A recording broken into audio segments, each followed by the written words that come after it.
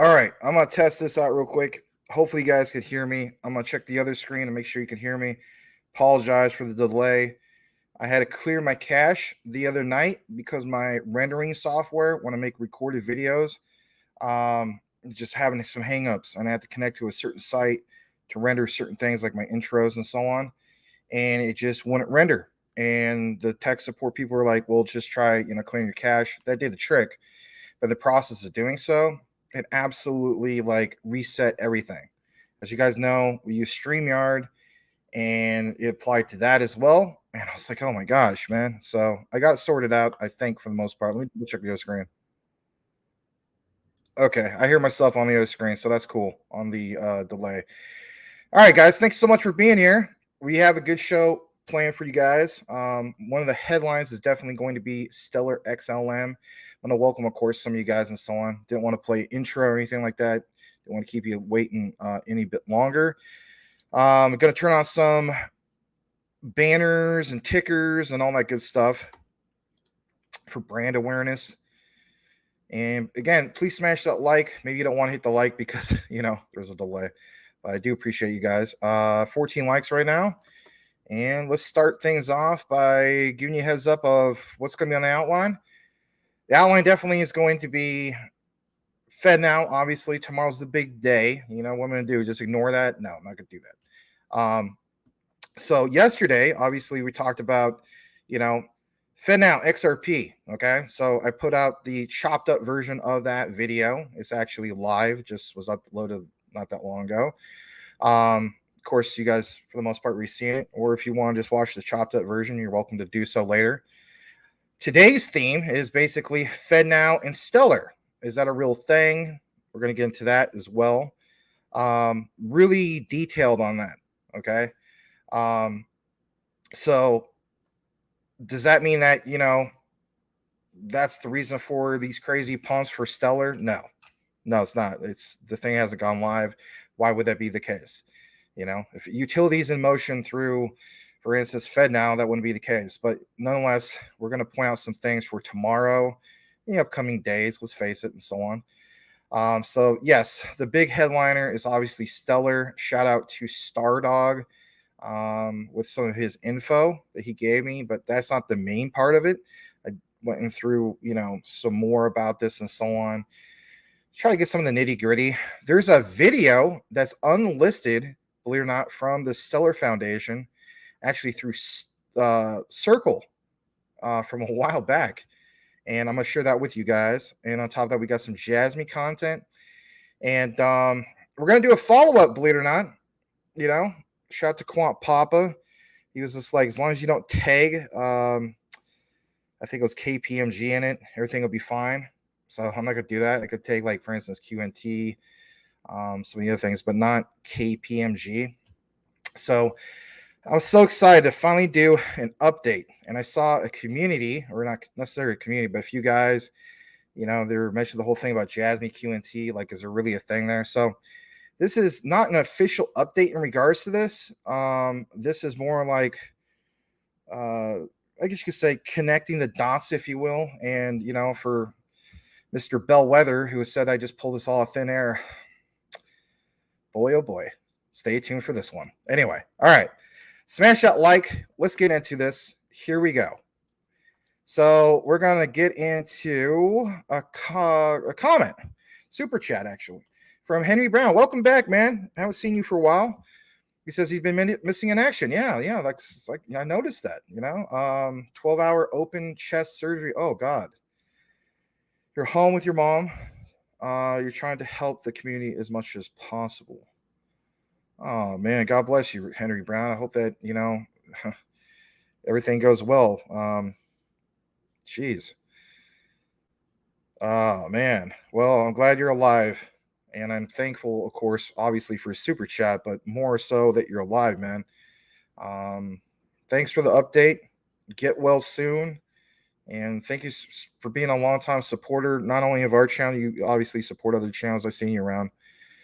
But take it easy, man. And, be praying for you, for real. I mean that. I pray for actually other members of our community and so on. And I mean that. I'm not just trying to say that to sound cool. I mean that, man. So get well soon. Thoughts and prayers are with you for sure. And thank you again. All right. I'm gonna go further up into the comments. There's quite a bit to get into. If I don't get a chance to necessarily welcome everyone, I tried my best. JC the man's in the house. Josh Cornwell, the man. Give him a follow on YouTube. Thank you for being here, Josh. You too, Mr. Tim Shea, who says, hey, 589th District XRP Army, Crypto Commissioner, Tim Shea, Mayor of Crypto. Glad to have you here. Monica McFadden, she's probably not here now. She's giving us the thumbs up before she hits the sack. She's going to catch the episode on the rebound. Oh, cool. Okay. Well, thanks for the support. Hopefully you did hit the like on the way out. Hopefully everybody's hitting the like, okay? Appreciate that. Welcome to the one and only Mr. Boomer F it sooner. Thank you for being patient, Mr. Boomer. I know that you prefer if we start on time. I get it, man. I get it. But thank you so much for your patience, Mr. Boomer F it sooner. Okay. Let's also welcome the one and only Brittany. Thank you, lovely Brittany. Hello, Max. Hello, everyone. She got the stars. She got the flowers. You know what? Like April Cornwell, you know? Brings us the flowers and all that stuff. Thank you for that, Brittany. Big Days in the house. What up, ladies and gents? Tim and Boomer. Effing sooner. The ghost is in the house. XLM could be $100. Ski, baby, BTC. You know, like that, that Cartman that I did on the short. You know, I was just like, those going to the moon. I'm going to be rich. Well, ski guys, I'm going home. It's going to be freaking XLM.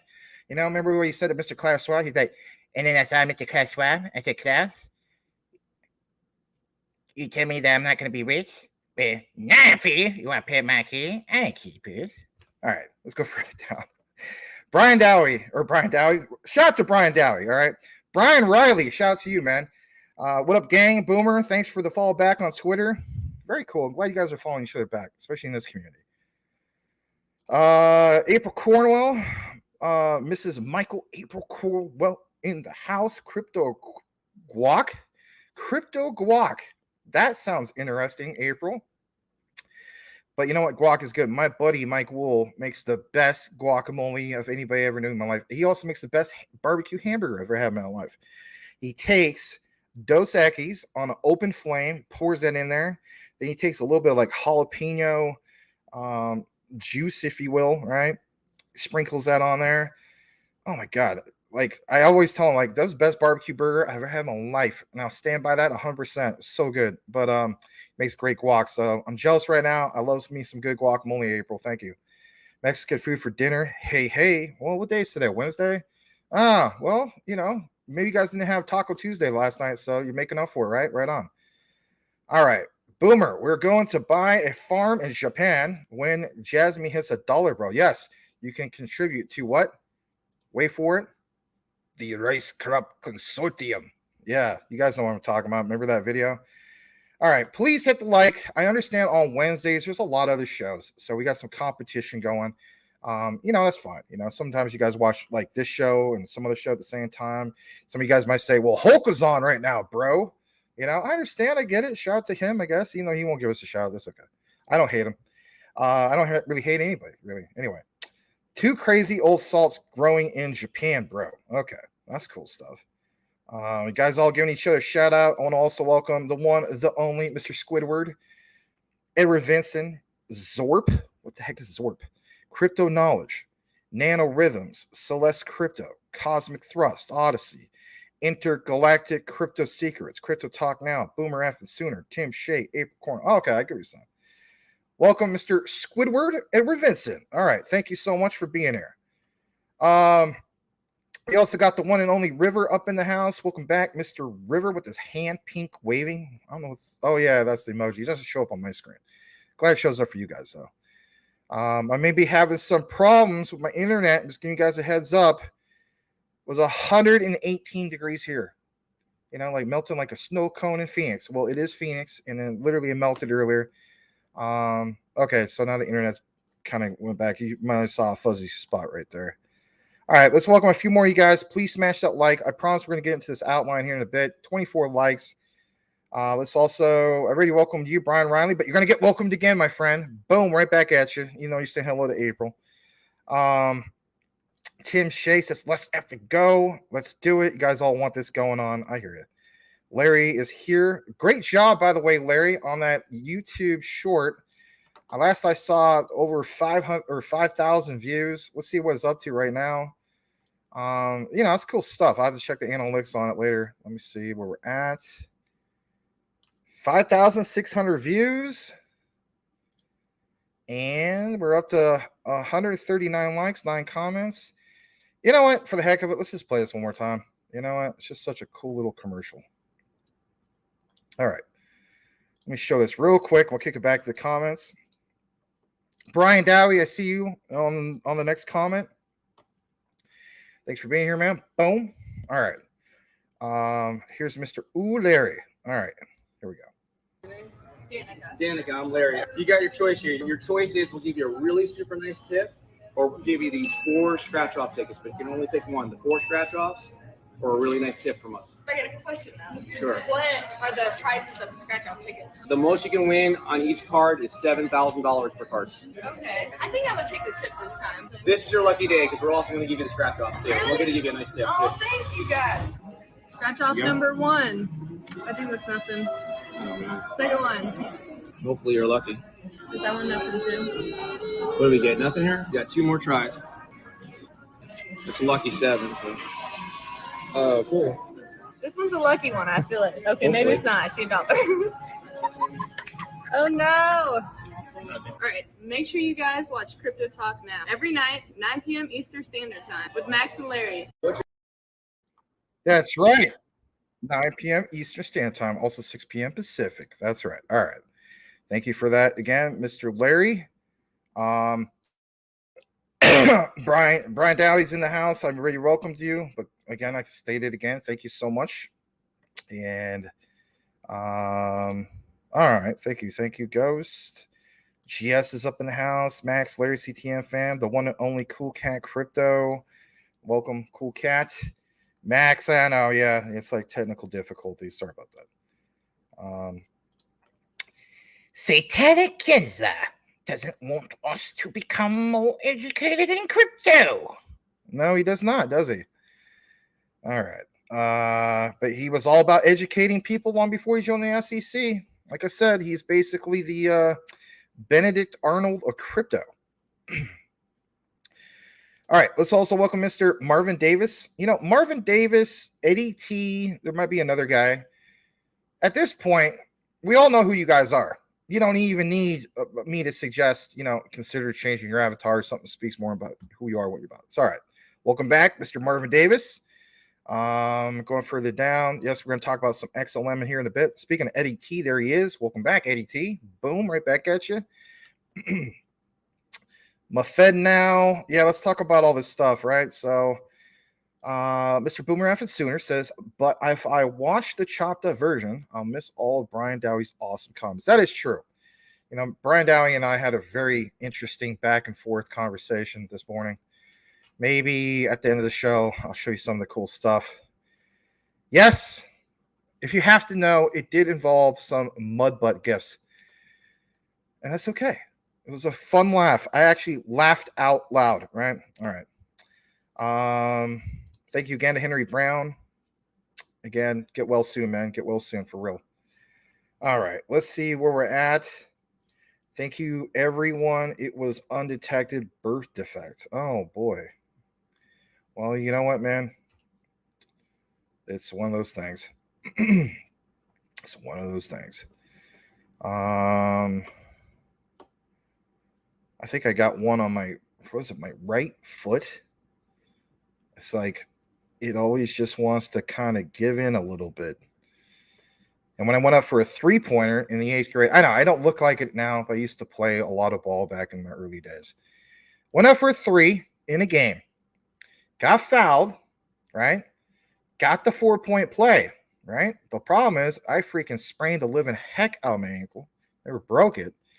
But it was always a problem with that right foot. Like it would always want to kind of just give in a little bit. And I never got the surgery. I just don't want to make it worse, I was told there was risk of it being worse. Anyway. I mean, if you saw it, you wouldn't be like, oh, there's anything wrong with it. But on my shoes, like over time. On the right one, it kind of wears out a little bit more than the other shoe. It's a problem. Anyway, not trying to justify my defect, if you will, compared to, your heart, but you get what I'm saying. All right, let's go further now. Mr. Lambo's Crypto Talk is here. All right, we're going to welcome just 2 more people because we got to get into this. It's about, technically speaking, if you count this delay and the other one's about a half an hour delay. And I understand that people want me to get into this stuff. So I want to welcome Mr. Michael Montclair. Glad to have you here. Hulk isn't as cool as you, Max. Oh, well, thanks, Brittany. You just made my day. Thank you so much. Appreciate that. Why did Excellent Pump did FedNow pick them? I don't think that's, the reason why it pumped, basically speaking. I want to get more of that specific report. Maybe you guys have some of that information. That's okay. I'm just going to give you my take on why I feel as though FedNow, XLM is definitely part of FedNow, but it's not going to be how should I state this? Not the way you think. And it's just my own point of view. We can agree to disagree. Maybe some people don't feel as though that this is as solid as it is yesterday, and that's okay. I also want to welcome Wayne Side, of course, Michael Montclair. If I forgot anybody, it was on purpose. Patrick Collier, glad to have you here. And then Mr. Fluffy Fluff in the Banana Hammocks. Hi, CTN gang. Bought another 77,000 Jasmine on the drop. Oh, okay. Cool stuff. Doing good. Now that you're here, Patrick Collier, boom. And Mr. Fluffy Fluff in the Banana Hammocks. I'm going to state this. There's character limits on first-person shooters. So maybe you're just known as Fluffy. I don't know. Anyway. Let's kick it in. You guys waited long enough. Let's jump into the outline. So what we have for you guys tonight is kind of interesting. Maybe you feel as though the Jasmine segment should take the cake over this. But XLM takes the cake because of FedNow basically being released tomorrow. Right? Going live tomorrow. All right, so I'm going to show you guys this one more time and shout to Stardog. He's probably going to watch the replay on this one because he's probably not up this late on a weekday. Please smash that like. Let's see if we can tick up into the 40s. Currently speaking, before we get into the outline, we are at 28 likes, so we definitely need more people to hit that like. All right. On the Ripple XRP, FedNow, is it going to use XRP? Yes. All right. I think there's enough evidence to support that. But basically speaking, you've seen this one from yesterday, and it talks about, and thank you so much to Salamander to get the algorithm going. Welcome, by the way. Let me just use your thing as a bookmark. Yeah, that's good. All right. There we go. So we showed you this yesterday, and bottom line is this. The FedNow service providers, okay? Here's why we want to point some of this out.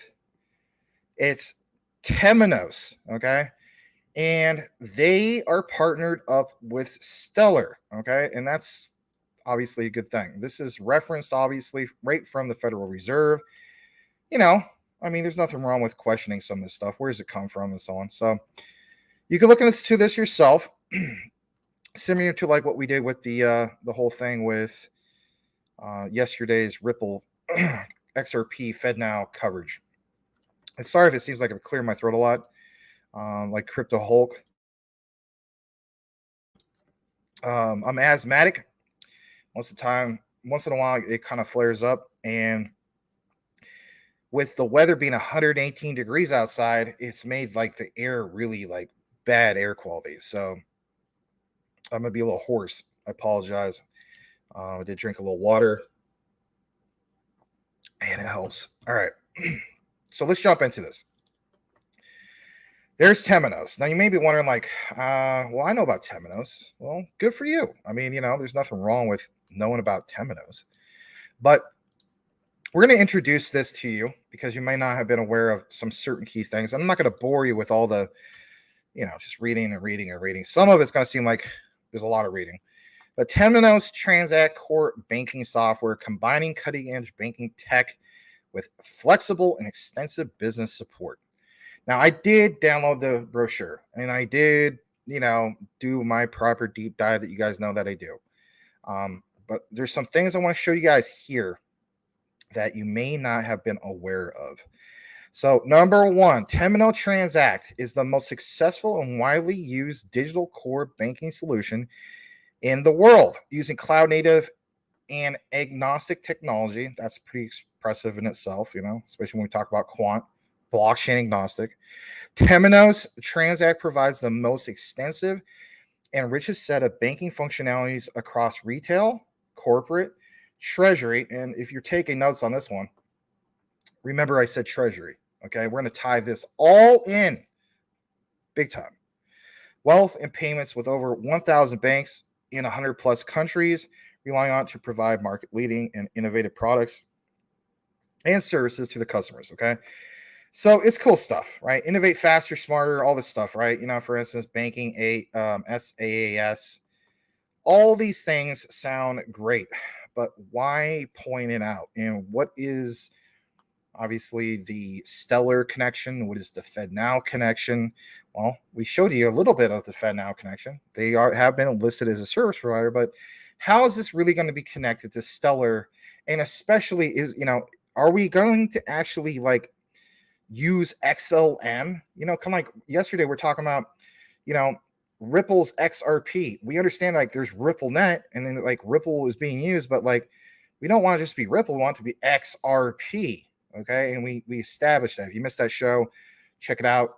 I also released a chopped up version of it, right? That's just focused on the educational side of it, right? No offense to you guys, not the comments and stuff.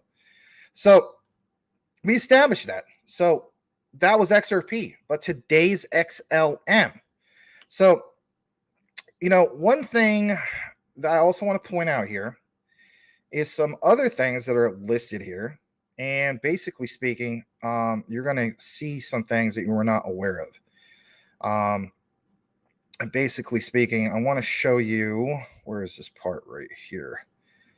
I believe I have it right here. This is good stuff.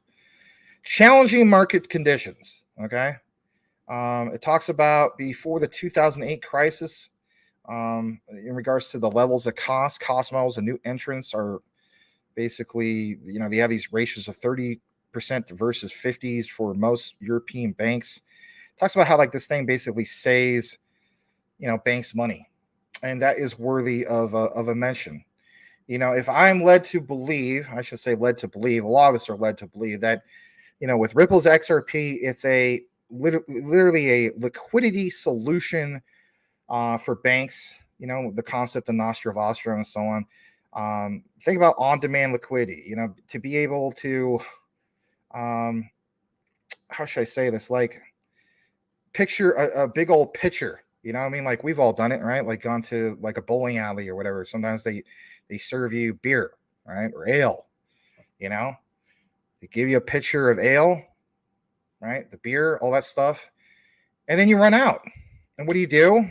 Well, hopefully, it's a good bowling alley and they give you a free refill. But some places don't, right? Or some places will give you a discount on the refill, won't charge you the full amount. Now picture a financial institution, okay?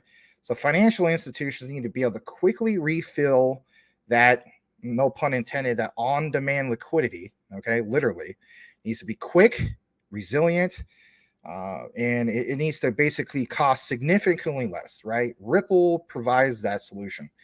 Does Stellar provide any type of solution like that? Now, don't get me wrong. We pointed out with this new thing with Axios, that's a huge thing.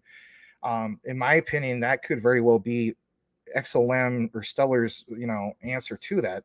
But we want to talk about FedNow, right? That's the bottom line. What's going on with this FedNow thing? So Temenos, they've been around for a long time. This is no, flash in the pan, fly-by-night outfit. They've been around 23 years, longest continuous upgradable use of software in 23 years so far. Look how many clients they have, 1,080. Listen to this, guys. 41 of the top 50 banks run on Temenos. So should we pay more attention to this? I think we should. I think we should absolutely do that. We know that when it comes to Stellar, people just on the surface are going to talk about how Stellar, is focused on the retail, right? So what's mentioned here is retail banking, business banking, corporate banking, all this stuff, right? I mean, all the good stuff. But what I want you guys to pay attention is this part right here, back to what I talked about earlier, the Treasury, right? So we know that the Federal Reserve and the Treasury is kind of like Forrest Gump and Jenny. They go together like peas and carrots, right? So it states designed to meet the complete needs of a modern international treasury operation. Temenos Transact Treasury helps banks of all sizes reduce risk and improve profitability, basically while safeguarding regulatory compliance. That sounds pretty good. Covering front, middle, and back office on a single platform. So sort of read more. Let's do that. As I went here, look what's mentioned. Temenos payments, and I gotta clear my throat. All right, I'm good. Ensure scalability. Just like I mentioned the other day and many other days, you got to have that scalability. I have that same user experience just as the next guy. These services need to meet those demands. So ensure scalability, compliance, and innovation with a payments, yes, that's right, payments ecosystem, providing next-gen payment processing. Kind of like how, you got to love how this is worded here, right? FedNow instant payments. You know where we're going with this. Here's a little bit that market view. Temenos ranked best-selling core banking system for 17 years. So they've been around for 23, but they're the best-selling core banking system for 17 out of that 23. You don't think that's impressive? You better believe it. I like some of the things that are mentioned here. Okay, focus on the right side of your screen. New rails. We're always talking about Ripple with the payment rails. They literally, like, you hear Rosie Rios talk about we created the rails. The trains left the station. Right. So how about this? Temenos, new rails, new options, new challenges drive payments transformation. According to the IDC, the financial services industry is undergoing significant evolution, and payments is playing a role in the changes. Rather than simply a line of business or an auxiliary function, payments have become a significant point of strategy. All right, so all this stuff sounds good, right? They have like this little demo about the payments and so on, and we're going to play this. And then we also have a segment from Danelle, and I'm telling you flat out, please smash that like. This is going to give you a broader perspective of, okay, now I understand how this is going to work with FedNow. You ain't going to understand it now, right? You got to have a little introduction. I'm going to break it down for you and so on. So smash that like. Let's play this for a second. We'll get into the rest of this outline. Here we go. Let's get into this. Oh, shoot. I can't. Darn. Whatchamacallit. We'll just play it from here, and then I'll blow it up a little more. Here we go.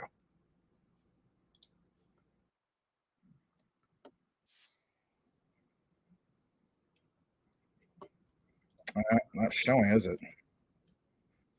All right. Let me pull this back. My bad. Here we go. I'd almost take a step back and say, when we talk about Temenos, we talk about core banking. But the core of banking is accounts and payments processing. So Temenos Payments has always been part of our DNA. Right from the start, when Temenos was founded, we were delivering payments processing. And we have thousands of banks around the world who rely on Temenos to process their payments.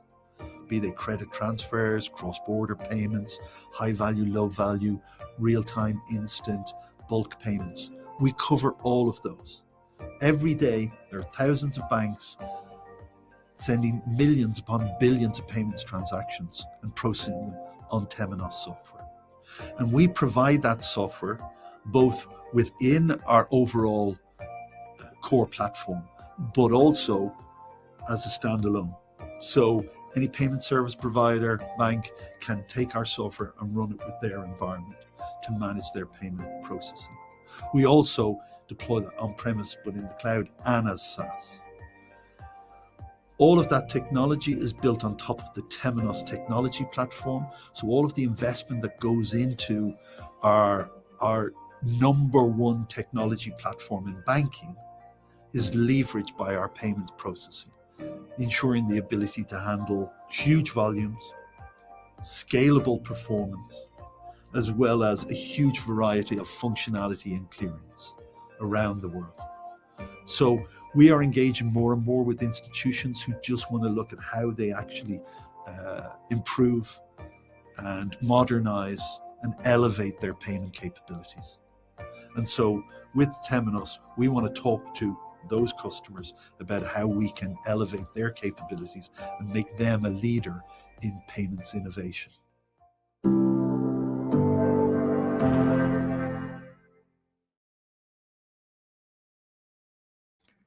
All right, so that part at the end, everyone's payment, platform or service, I can't remember the last part it said. If anything, I pull it back up. But, there's a quote here that I want to show you, and you've probably seen it on your screen. And again, I swear we're going to get to the juicy stuff here soon. Let me just come back into the frame. Yeah, payments has always been part of Temenos DNA right from the start. When Temenos was founded, we were delivering payment processing, and we have thousands of banks around the world rely on Temenos to process their payments. So, like, basically, it's this. You see it referenced, and I'll show you guys this again right here, just in case you just tuned in. This comes straight from, FRB services, and again, from the Federal Reserve, right? Announcing organization certified as ready for the FedNow service. There's participants that we know about clearly, right? But the key thing is, if we were talking about ACI Worldwide Corp with XRP yesterday with Ripple, we also talk about Finostra. Today is Temenos with Stellar, right? Now, here's the thing. Is it necessarily XLM? We're going to jump into why that matters too. So I'm going to jump back to what we have. If it seems like I'm talking a little bit slower, I have to. Otherwise, I'm going to cough like nonstop, and I don't want to do that. Again, I'm having trouble with my asthma. It's just the way it is sometimes, especially with the temperature, 118 degrees. It thins out the air. All right, so I want to jump into this next part of what we have. And I want to show you this real quick. Like it says, why Temenos payments? Deliver quicker time to market for new payment product innovations. Just double check my settings real quick. I'm good. Basically speaking, it reduced cost and footprint for processing, ensure continuing compliance with ever-changing market regulations. I mean, all the things you think of like basically like, okay, this is what Ripple provides with XRP. This is what Stellar provides, right? Like, I would be totally with you, right? This part right here, Temenos payments can empower your financial institutions to extend and enhance capabilities through a suite of powerful tools and frameworks, maximizing efficiencies and optimizing risk controls. I mean, again, been around for 23 years, and out of those 23 years, they've been killing it for apparently like 17 of those years.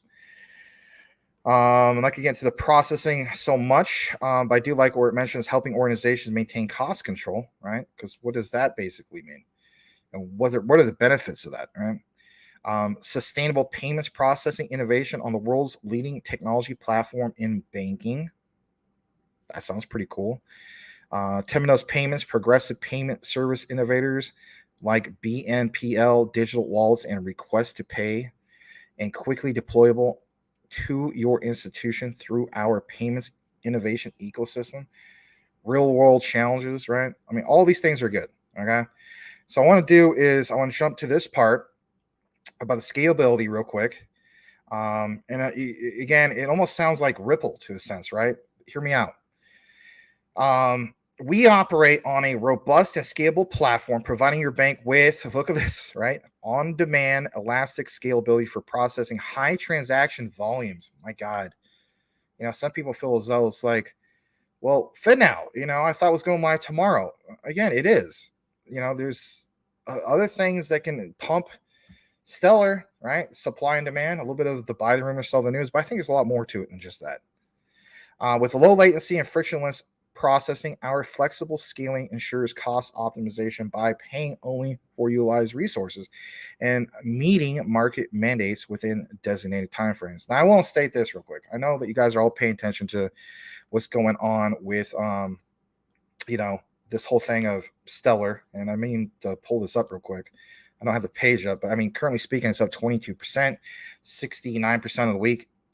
The price, even on the 1 hour charts, up over 1.37%. Don't sound like much, but the price is up to 16 cents. Now ranked 20 in the top 20.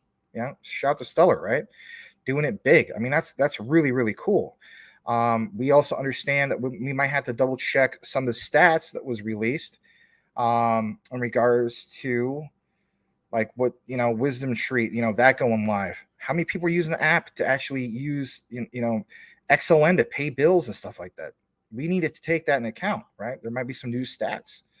Was it enough to pump it this much? I don't think so, right? Because I mean, am I led to believe that like already millions of people have downloaded that app and are using it? I don't think that's the case yet, but let's not dismiss it. All right, going further down into this, it talks about this thing about the functionality, just real quick. Basically, their platform can support your financial institution with a wide range of payment functions. Think about this for a second. And I love this statement, including instant credit transfers, direct debits. Like, what is this really? Think about how this is worded. Standing orders, checks, and more. It serves domestic and international payments and offers configurable workflows, exception management, intelligent routing, comprehensive, and now we mentioned some of this stuff. But it's very, very impressive. 5 seconds to end-to-end journey, 24/7, right? Real time, nonstop, 99% straight through processing, 31% higher growth in payment volumes. And of course, they got all these other examples. Now, the next part I'm going to jump into and why you should, I don't know, I guess you could say, pay attention to this, because it specifically mentions this thing about the Treasury. And like I mentioned before, when it comes to the Federal Reserve, right, there's that, that whole connection of like the Treasury, they go together like peas and carrots. I'm going to keep saying that. So there's a lot that's mentioned here. And again, I'm not going to get into every single little thing. I'm just going to get to the key highlights. But I do like the idea about the scalability, like I mentioned before. I do like the idea that it includes advanced API-first technology, which empowers banks to rapidly innovate, connects to ecosystems, enables developers to build their own connectivity or apps. It's, if we talk about, like, for instance, Quant's overledgers, blockchain agnostic, right? This is also like agnostic in which it doesn't necessarily have to connect to everything that's crypto related. You could do, for instance, like what FedNow was talking about, doesn't, not necessarily have to be tied into any blockchain technology, technically speaking, but there's options for it, right? So who is the option for that? That's the bottom line, right? And is it Stellar? Well, you better believe it, right? So with more than 400 Treasury implementations live across the world, Temenos, if I'm pronouncing that right, I think the other guy said Temenos, but whatever. Tomato, right? Transact Treasury is an ideal solution for banks of all types and sizes around the world. So this is doing it more than just what we got going over here in the United States, like, for instance, with FedNow. They got this thing about, Temenos Transact Treasury is an end-to-end real-time solution designed to help treasurers improve risk mitigation and time to market. Think about like all the things that we've been studying if you've been following this channel, and not just us. I mean, I give a shout out to all the guys, right? Crypto Lulu, Crypto Hulk, anybody who's been talking about what, guys? Time to market, right? We have been talking about time to market for the longest time. Optimize liquidity management, better service customers, and manage financial and operational risks. Some of the back office stuff, right? But what's consistently mentioned here is how they have things in which it's going to solve the whole Treasury problem. Because if the Federal Reserve, and especially FedNow, is going to have this service, you better believe that it has to work with the whole Treasury system. All right, so let's get into that whole part and the focus of that for a second. So Treasury operations, look what's mentioned here. A complete deal processing solution from accounting, deal settlement, verification, and confirmation to, boom, there you go, if you haven't been following, Nostro. So was Ripple really exclusive to the whole thing of Nostro Vostro? I'm not fudding Ripple, right? I'm a fan of it. Ripple's XRP. I own both. But at the same time, we will point out some of these things. So, confirmation to Nostra reconciliation that provides STP processing for all deal types. Not some deal types, all deal types. That's worth pointing out. At least I think so. So, how about this, guys? We're always talking about Swift for over a year at least, right? I've been with you guys. It's got this mention, seamless connectivity, out-of-the-box interfaces for connecting to industry data and dealing system providers, including Reuters, Bloomberg, and, yes, Swift, as well as configurable adapters for connecting to other third-party systems. I wonder what those other third-party systems could be, right? FedNow. Yeah, you better believe it. All right. There's, of course, testimonials. We're not going to get onto the stuff because, I mean, if anything, I mean, am I going to, like, not believe that them? I mean, is it BS? No, it's not BS. So I went ahead and I downloaded their brochure. And I'm going to make sure you can see on the screen because, I mean, if you can't, that would suck. Yes, I did a little bit of my Control F because at this point in the live show, I got to kind of get into my beloved Control F. It says the primary reason we chose Temenos is that it offers us complete banking system solutions that have a built-in ability to grow with our bank and evolve to meet the future needs of our customers, according to Al-Khaliji Bank.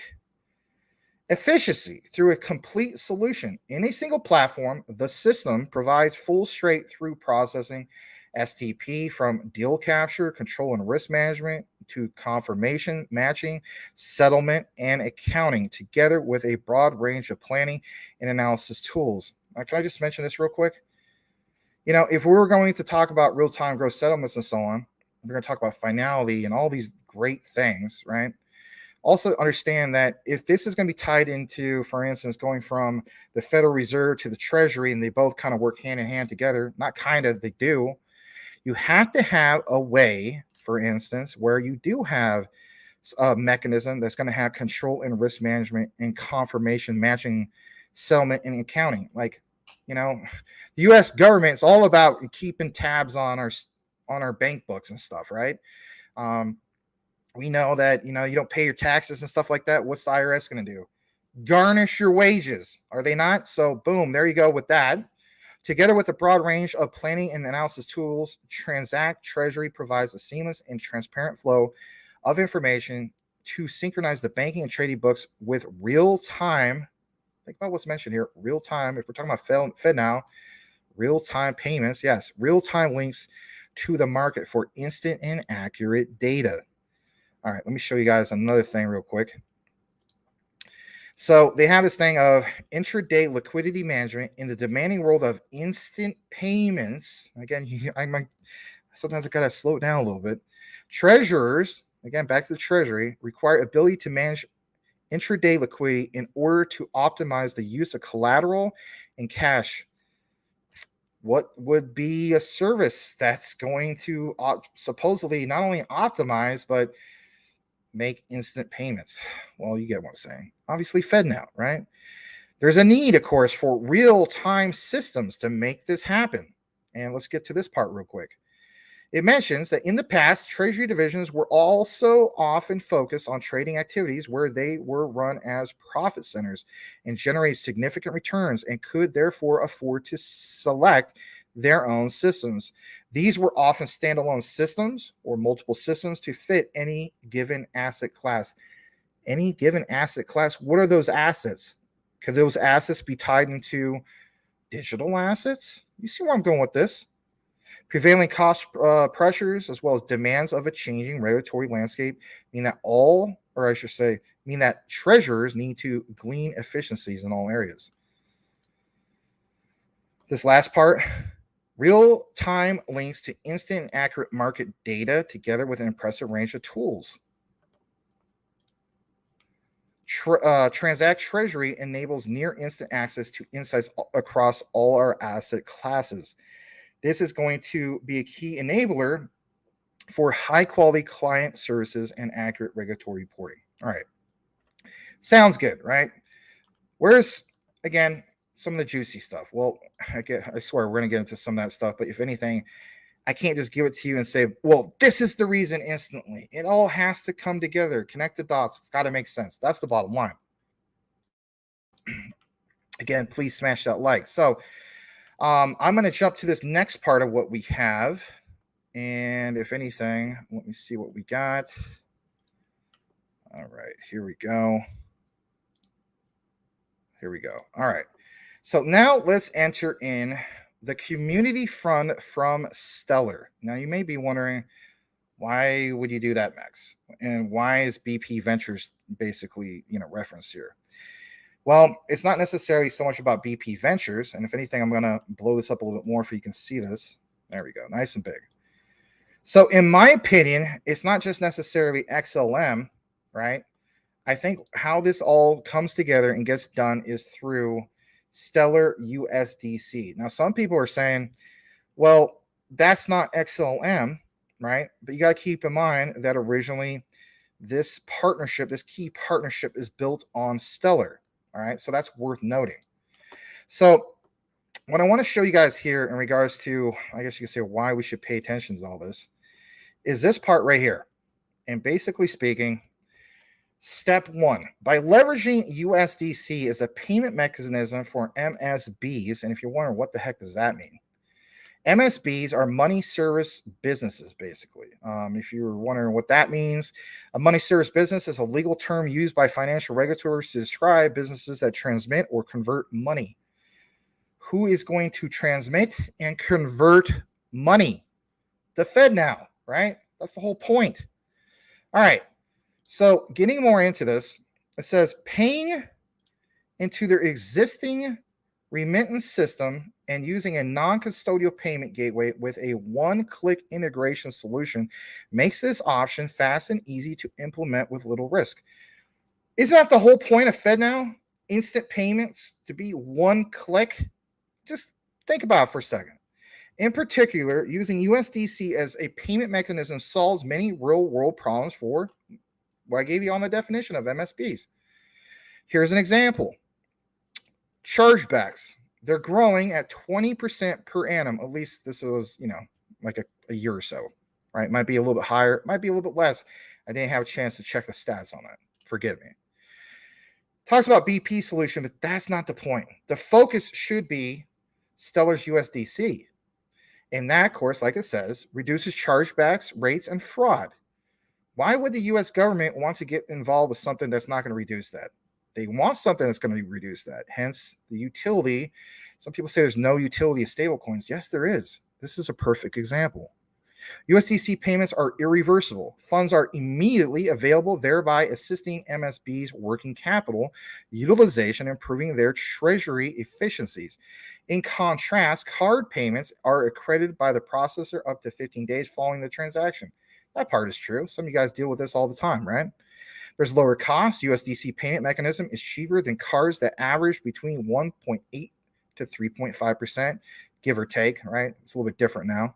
Plus, additional chargeback and fraud fees may be basically applicable.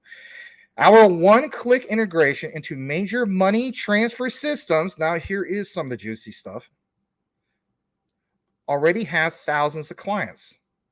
I won't get to the part about BP, but, this part right here, new customers' ability to tap into different types of customers than MSB may typically service. One-click integration into Circle for the MSB to instantly. I know some guys don't like me saying that 3 times, but sometimes, people drift off on their concentration. I have to do it with my students in the class. I'm going to do it with you guys too. Shoot me if you don't like it. Anyway, no offense. To instantly receive digital funds. What are those digital funds? What platform is this going to be on? You get where I'm going with this? Supports USDT from Ethereum via APay. But okay, right? That's with this other thing. Let's get back to this, okay? Let's jump down to this. And here is the juicy part. Because we were talking about Temenos, were we not? And we also saw earlier that Temenos is a service provider. And he also had a partnership with Stellar, for instance. So integrate Temenos. Opens, for instance, 1,600 banks and credit unions. And if you were wondering, I didn't see the part where it mentions Stellar and Temenos. It does. It mentions it right here. To the Stellar blockchain. Mic drop. Boom. Boil it, mash it, stick it in a stew. Thank you so much to Stardog. You know, I love this community that we have here. You know, it's not just about me, you know, dropping the knowledge or the research. Say what you want. Crypto Talk Now, CTN Network community. We are a community of what? Researchers. We're like a research coalition, if you will. I love it. That's what it should all be about. It shouldn't be about, well, I don't want nobody sharing this research. Okay. Do you own the token? Yeah. Do you own this coin? Yeah. Why wouldn't you want to share the knowledge amongst other people? If you are all about the greater good, then you understand that. You know where I'm going with this. You know who I'm referring to. No disrespect to him and so on. But, you know, how many times has he mentioned that he doesn't want anybody to steal the content? You want to know something? People will steal your content, man, when they view your screen. Okay? They can see the font that's listed there. And if anybody knows how to do a proper search, they just take it off the screen, put it in quotes on a typical Google search. Or if you're worrying about some people using Google or trying to block it from Google, they can just go to DuckDuckGo and DuckDuckGo that way. There's all sorts of different ways to find out the material that was presented on your screen. Anyway, I'm not going to mention the guy by name. And I don't hate the guy. I think it's ridiculous. If we're all in this together for widespread adoption, why do you want to hide your content from people? Why do you want to hide your research from people? I don't know. Anyway. All right, a little bit more about this. Let's talk about this, okay? Step 2. Our anchor in a box solution allows MSBs to connect to Stellar, because I got to pound it home just a little bit more. You didn't think I was just going to leave it right there, did you? No. To connect to Stellar is a payment rail, gotta love how this is mentioned, for easy cash. Oh my gosh. What could be easy cash more than what FedNow is supposed to be, right? In cash out of USDC via SEP, if you're going to nerd it out that way, as well as directly sell USDC. This new product provides new revenues, new customers to MSBs. Currently, Polaris is accessible by the admin panel, but is confusing and hard for most MSBs to understand and get started. All right, how about this? Step 3, expanded Stellar blockchain. Of course, uses the whole thing about BP's white label, but they have this thing to customize DeFi dashboard solution. I will talk about this for a second. So my thing is this, all right? Like, I think Stellar takes a little bit more of the cake when it comes to DeFi compared to, like, obviously Ripple, because they can expand some of these things, like you talk about, like, for instance, with BPs and so on, with the DeFi dashboard solution, which is open API connectivity for fast, easy integration to money service business software platforms. Not necessarily more so than, you know, Ripple and so on, but it gives you an idea what's going on here. Let me jump into this real quick, and I do apologize. I'm not getting to so much of the comments. It's just I want to keep up with this outline real well, and then I will try to answer some of your guys' questions a little bit more. A little bit more to pound at home about these products and services. Check this out real quick. Let me just double check the screen. Hopefully we're doing well. All right, so I got to give BP, I guess you could say, a little bit of honorable mention, because it says BP Ventures provides Stellar blockchain payment solutions and software development service for money transfer operators, exchange houses, fintechs. Think about this, banks. You know about some of this stuff, right? Jump down to the part about USDC. Let's see here. I did read about some about that stuff, so I will go to the next screen. Sorry about that. I must have had a duplicate. All right, let's get into this. All right, so this is good, and then we're gonna get again some of the key stuff. If you were wondering why I referenced the Treasury, kind of like I mentioned before, the U.S. Treasury and the Federal Reserve go together like peas and carrots. And basically, here it is, straight from Investopedia. And even when I was in college as a student, even when I was doing a tutoring program, and even when I sub for, you know, as a college instructor, we can reference Investopedia, right? We can't reference Wikipedia, right? Like, but we can use it as a source of knowledge, but not as a reference. Like, you know, it's just, I don't know if you guys know about that. You can't provide Wikipedia as a source, but Investopedia you can. Anyway, U.S. Treasury versus Federal Reserve. What's the difference? I'm not going to jump into all this, but it is worthy to know this top part. The U.S. Treasury and the Federal Reserve are separate entities. The Treasury manages all the money coming into the government and paid out by it. The Federal Reserve's primary responsibility is to keep the economy stable by managing the supply of money in circulation. The Department of Treasury manages federal spending. It collects the government's tax revenues, like the example I gave earlier in the show, distributes its budget, issues its bonds, bills, and notes, literally prints the money. How many times have we heard Mr. Jerome Powell talking about like he just loves his money printer, right? The Treasury Department is headed by cabinet level appointee who advises the president on monetary and economic policy. So there you go in regards to that. We are going to jump back into this whole thing about Stellar. And here it is. Stellar partners are leveraging Stellar USDC. And if anything, you might saw a little bit of some of these partners who are testing, if you will, in the background. And why are you seeing some of these pumps going on? So we're going to talk about this for just a brief moment. All right. So USDC is one of the most reputable dollar digital currencies, having established itself as an accessible, trusted stablecoin. We know about this, right? Users trust USDC because it's issued by regulated financial institutions, governed by Center Consortium. And I get it. Some of you guys in the comments are going to say, well, what about the whole thing about like, we had that brief DPEG. This will mention a little bit about that. Businesses all over the world are turning to USDC to power use cases that, for multiple reasons. This part real quick. And here it is. This is good stuff. Only the Federal Reserve issues and controls supply of the US dollar, but all kinds of financial institutions, businesses, and individuals transact with the currency. Think about that for a moment. USDC is the first time we see a high-tier issuer in dollar digital currency fulfilling functions within a transparent regulatory framework. With the Center Consortium as its governing body, USDC has built up a trusted reputation, led to incredible adoption, growing from 3 billion in circulation at the end of 2020 to 15 billion in circulation today. It's actually higher. It's a little bit of old kind of an old thread, but it's great for the purposes of explaining this. Now, we have to talk briefly about a liquidity solution, because at the end of the day, if you don't have enough liquidity to cover this stuff, then why would the Federal Reserve, or I should say, why would FedNow want to get involved with Stellar, right? That's a great question. Well, we got covered. Liquidity. Established dollar digital currency on the Stellar network. Let me read that again. So now we've got liquidity So now we got liquidity of this well-established dollar digital currency, on the Stellar network. What does that mean? Right, exactly. First and foremost, it enables new money flows. Think about this, guys. What are we going to experience tomorrow? I hope some people really pay attention to this. I'm just being honest, right? And if you're not watching, listen to me on the live, I'm going to chop it up anyway. So maybe you don't want to listen. It's okay. But here's the thing, guys.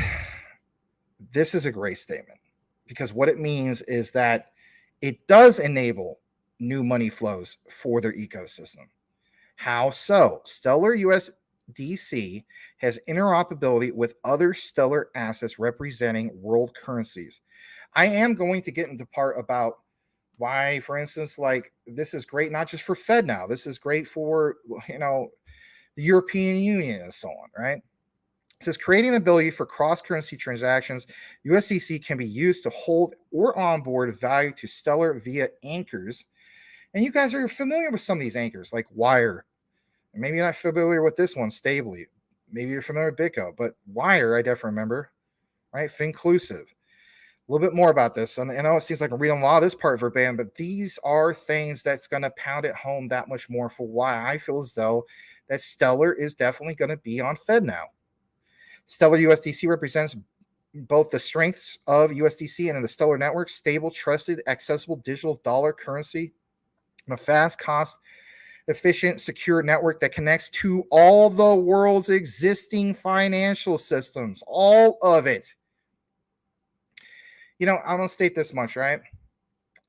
Once you get more into this, you will understand, at least I think I will, a little bit more. I know this sounds like a crazy analogy, but remember how we always were like complaining, at least I think even Crypto Smith was mentioning this. Sean, shout out to him. If he's watching, shout out to you, man. And that basically is, when you talk about Shiba Inu, so it's like the utility layer of the Shiba Inu ecosystem is basically what? Bone. A lot of times you guys, you're like, hey, man, he's talking about Bone in a different way. I know. But, it's kind of like, that's the utility layer, right? Bone is like the ETH of the Shiba Inu ecosystem. Leash is like the Bitcoin of the Shiba Inu ecosystem. So the consistent complaint was, why hold Shiba Inu if Bone is going to be used for utility? Wouldn't that make, for instance, Shiba Inu's native token of SHIB like not worth that much? That's a great question. This is a perfect example of Stellar being used as a high, steady, not necessarily store of value, but stable store of value, if you will, a different type of a stable coin, not to a 1-1 ratio. We know that, right? It's what it's connected to and what it's doing. So after I read more of this, I said to myself, this is kind of like the aha moment of me understanding finally, and I'll get more into this and maybe you guys can understand this more, about what's going on, like, for instance, with Shiba Inu. Now, some people are not going to like this analogy because they're like, well, God, man, apples and oranges, but not quite. You know what I mean? To me, that makes sense. So, again, the world's, this connects to all the world's existing financial systems. Knowing that standard compliance protocols, let me see how we're doing. We're still doing good on the show. That's good. Smash that like, please. Knowing this, that standard compliance protocols apply throughout the entire ecosystem, businesses can confidently transact with partners worldwide, taking advantage of Stellar's decentralized exchange. What are they going to trade in? USDC. You don't think that this might be the secret weapon, if you will? Everybody's focusing right now. Hear me on this. Everybody's focusing on, like, okay, this is cool, I guess, for the United States. But in reality, if there's so much talk about the BRICS nations and so on, right? And there's always going to be talks about that. The BRICS nations is a threat to the dollar's dominance. Okay? True, it is. And we understand the United States still barely ranks above, right, the BRICS nations when it comes to GDP. We still have that dominance. Now, if you count with the G7 countries, we smoke them, okay? Let's just be honest. But our concern is to have that dominance. So we still see, trading of, for instance, barrels of oil in the dollar. And we understand, I'm not going to get into a big, long discussion. Like, you hear the Kenyan president saying, hey, we're not doing that anymore. We get that. But if you understand this, where this connects to all the world's existing financial systems, and that this partners with, a worldwide taking advantage of Stellar decentralized exchange, trading USDC with other Stellar-based assets 24/7, while leveraging local anchors to convert their what, guys? Their fiat. And what does fiat mean? Their cash. Think about their money to digital and back. Digital and back. Would this be a method of creating a form of being able to, let's face it, strengthen that dollar once again? So could DeFi through Stellar with USDC, hear me out on this, not only end up being a win for FedNow, but could it be a win for us getting dollar dominance? This fuels more of that debate, in my opinion, of why I feel as though, and I'm going to keep saying it day in and day out. You guys know my stance by now. If you are a newcomer to the show, you don't know my stance, and that's okay. I have said numerous times, I feel as though that if you had to pick one cryptocurrency that a person that doesn't even understand what cryptocurrency is, blockchain, DLT, and all that, it's going to be the cryptocurrency of the world. It's with Stellar. But what is the other driving force of it? That's going to create dollar dominance. Think about what's mentioned here. I think it's Stellar with Stellar USDC. Some people call it, nowadays we just call it Circle, whatever you want to call it, right? All right, a little bit more about this. I know it's a lot, and I do apologize because I know you guys want a good balance, but I'm in a flow, and I just want to get this out because, guys, here's the thing. There's certain times at which we want to put so much focus, like on the comments and so on, and I love you guys. I really do. Great support community. But tomorrow's the big day. You know what I mean?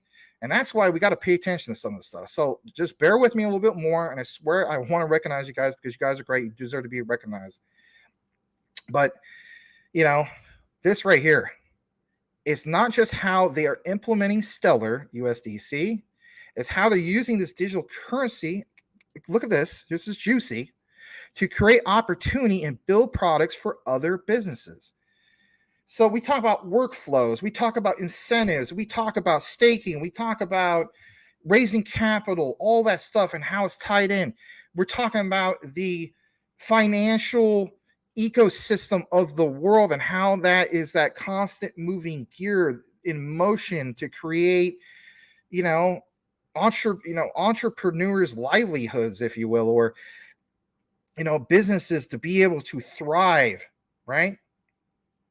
On a collective body, not just here in the United States, but abroad. Wire, Stably, BitGo, and Finclusive feature a variety of financial services and infrastructure products. Wire offers, for instance, payment APIs. We understand that those weren't mentioned with FedNow, but it does get an honorable mention. I do like this part. Becoming Stellar's USDC anchors, they are also able to provide new and useful on and off ramps. And that is worth pointing out because you know what? We understand that a lot of this is going to be tied into a lot of this stuff, but it provides it through the network. Businesses on Stellar can use these anchors to tap into markets and gain more access points, right? Unprecedented speed, super low cost, digital global reach, world's global financial system, interoperable, basically, far less friction than ever seen before. Significant. Why Stellar USDC presents such a huge opportunity. All right. This part is the real juicy, like we already had all the juicy stuff. I want to get into this, in my opinion, if you're going to call like this research, the ice cream sundae of research. I don't know if you want to use that analogy. This is literally the whipped cream and the cherry on top. This is from the lovely Danelle Dixon. Smash that like for Danelle, right? And this is from a while back, but it's a message from the Stellar Development Foundation, the head honcho, Danelle Dixon. Pay close attention in this 5-minute video of what she's saying. Draw your own conclusion about specifically what she mentions in this video and tie it into FedNow because I really think there's something solid here. Smash that like. Here we go.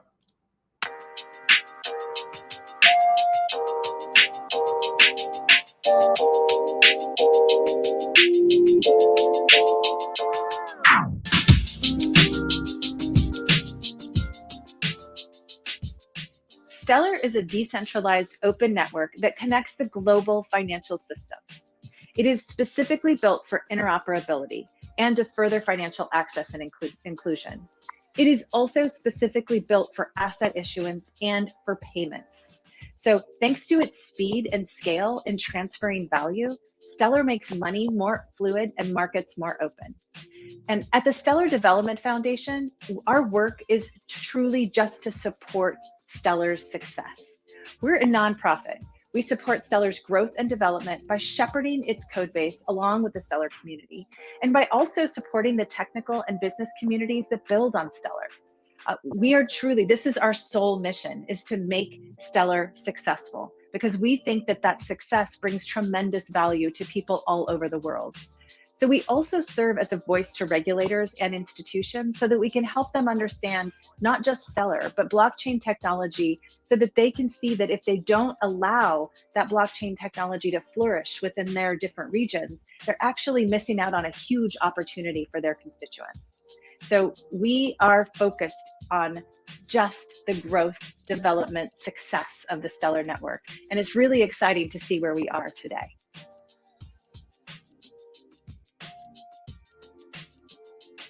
Circle and the Center Consortium have been truly fantastic partners throughout this entire integration process. They had already put so much time and thought into developing their multi-chain framework for USDC, and that's shown through. And this focus on interoperability is really key. With a clear strategic vision, we were able to bring Stellar and USDC together, combining our strengths for the best of both worlds. It's a pretty remarkable partnership, and I'm just so excited to see it take off.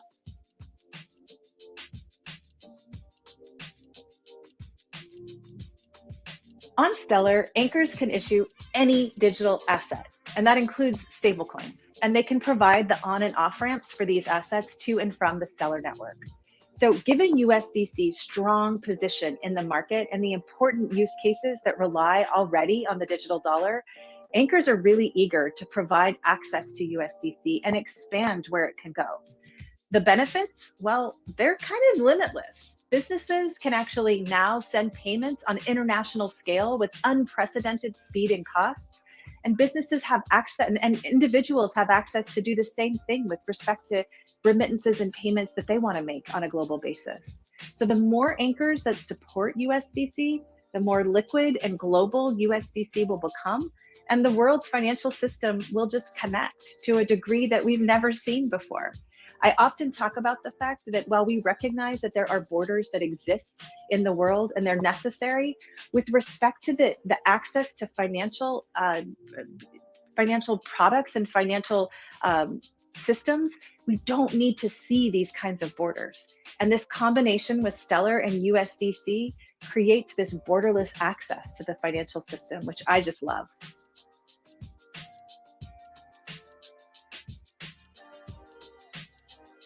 The fact that you can send and receive digital dollars from anywhere in the world is a huge step forward for payments worldwide. People who want to exchange their native currency into another or vice versa can now do so quickly without paying high fees and doing it in just like unprecedented time. If digital dollars on the blockchain were to hit the mainstream, and I know that it will, they would essentially revolutionize the way that people store and trade value. And we're going to see this happen.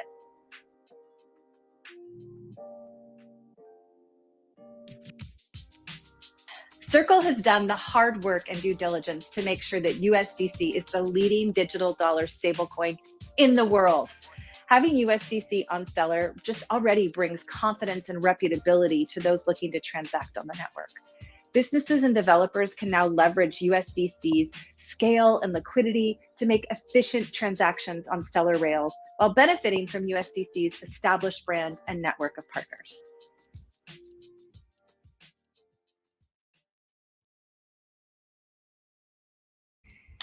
Man, gotta love hearing from Danelle, right?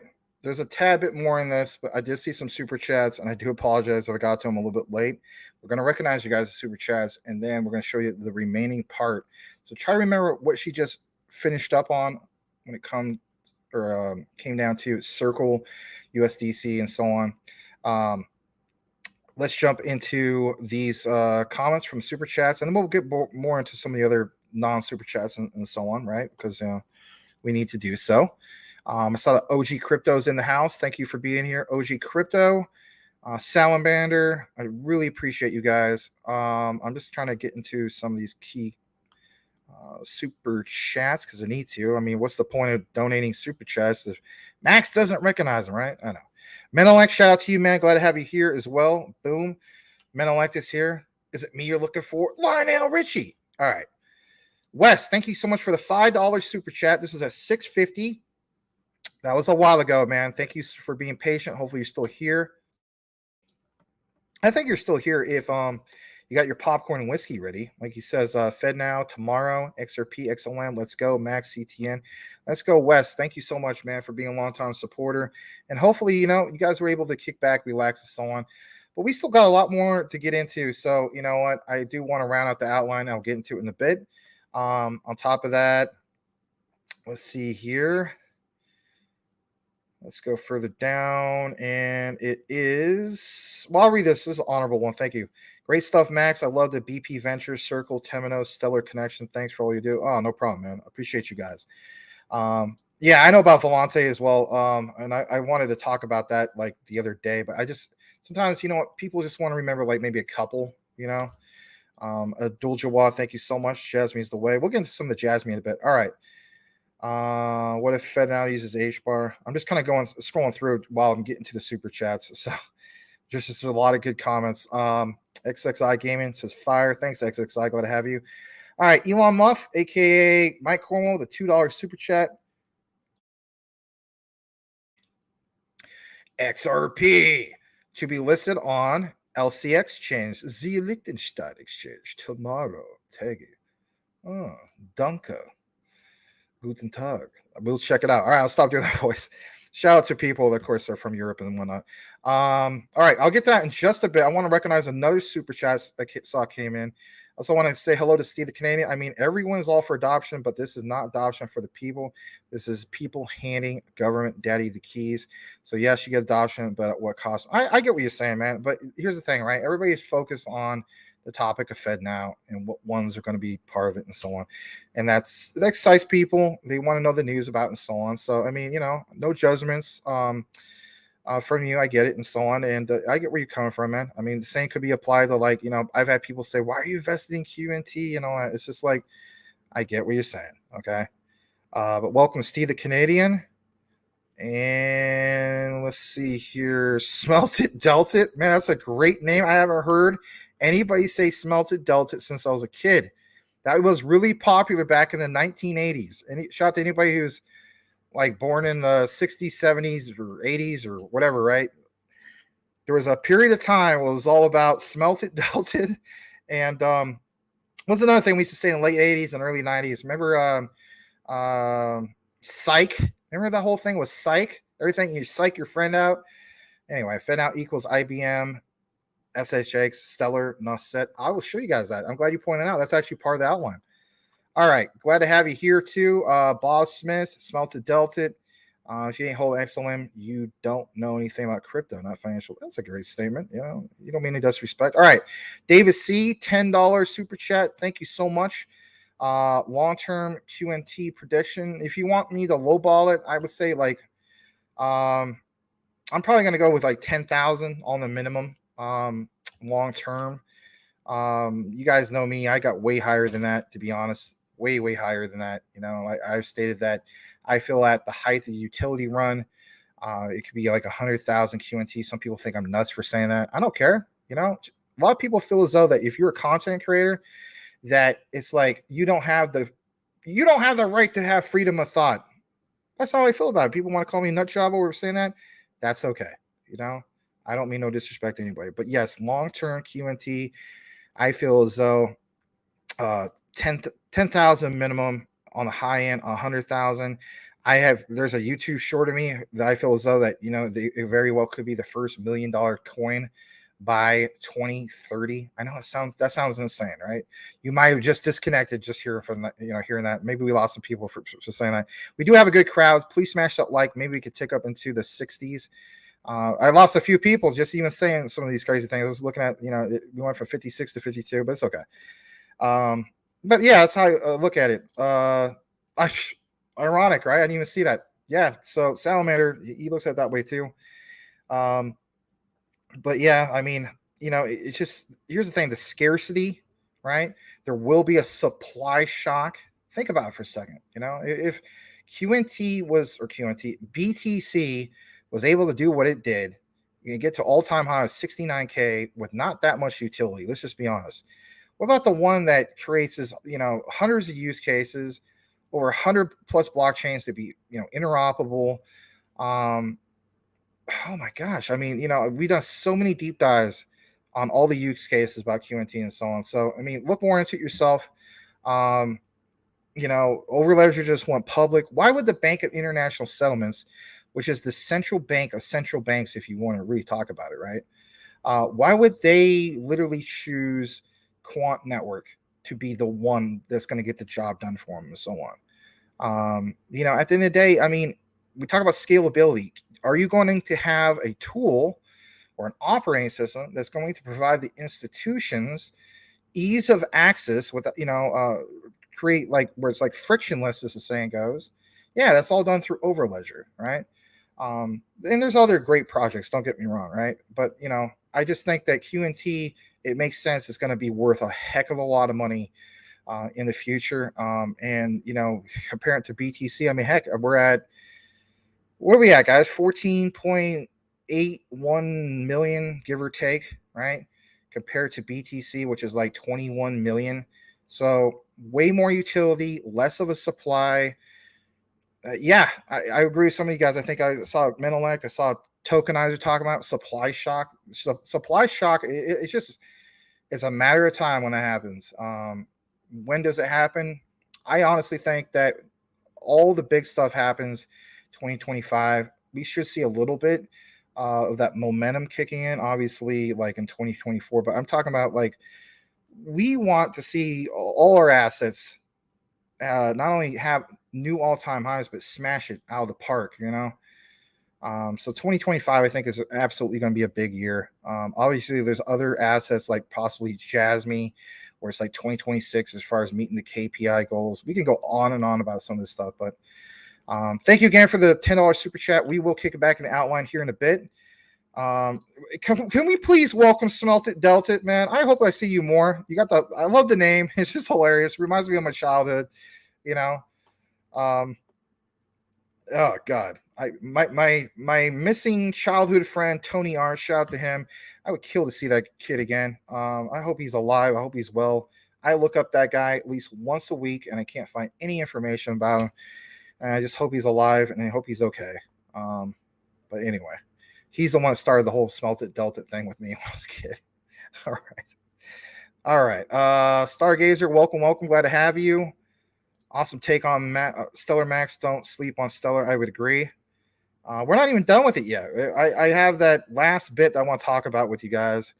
I'm just trying to see if there's any more super chats because I don't want to dismiss that. Andrew Davis, I know you don't promote any crypto until you own it.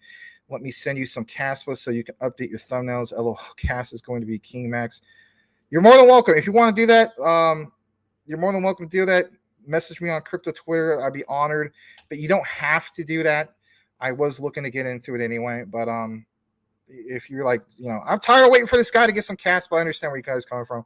I do think Caspa is solid. I think it's a great project, and what I really like is that you guys are excited about Caspa. You're not just excited about because it's like a, you know, it's not a meme token, obviously, but it's like you're not excited about because there's like a fearless leader of Cypherium, SkyGao, or anything like that.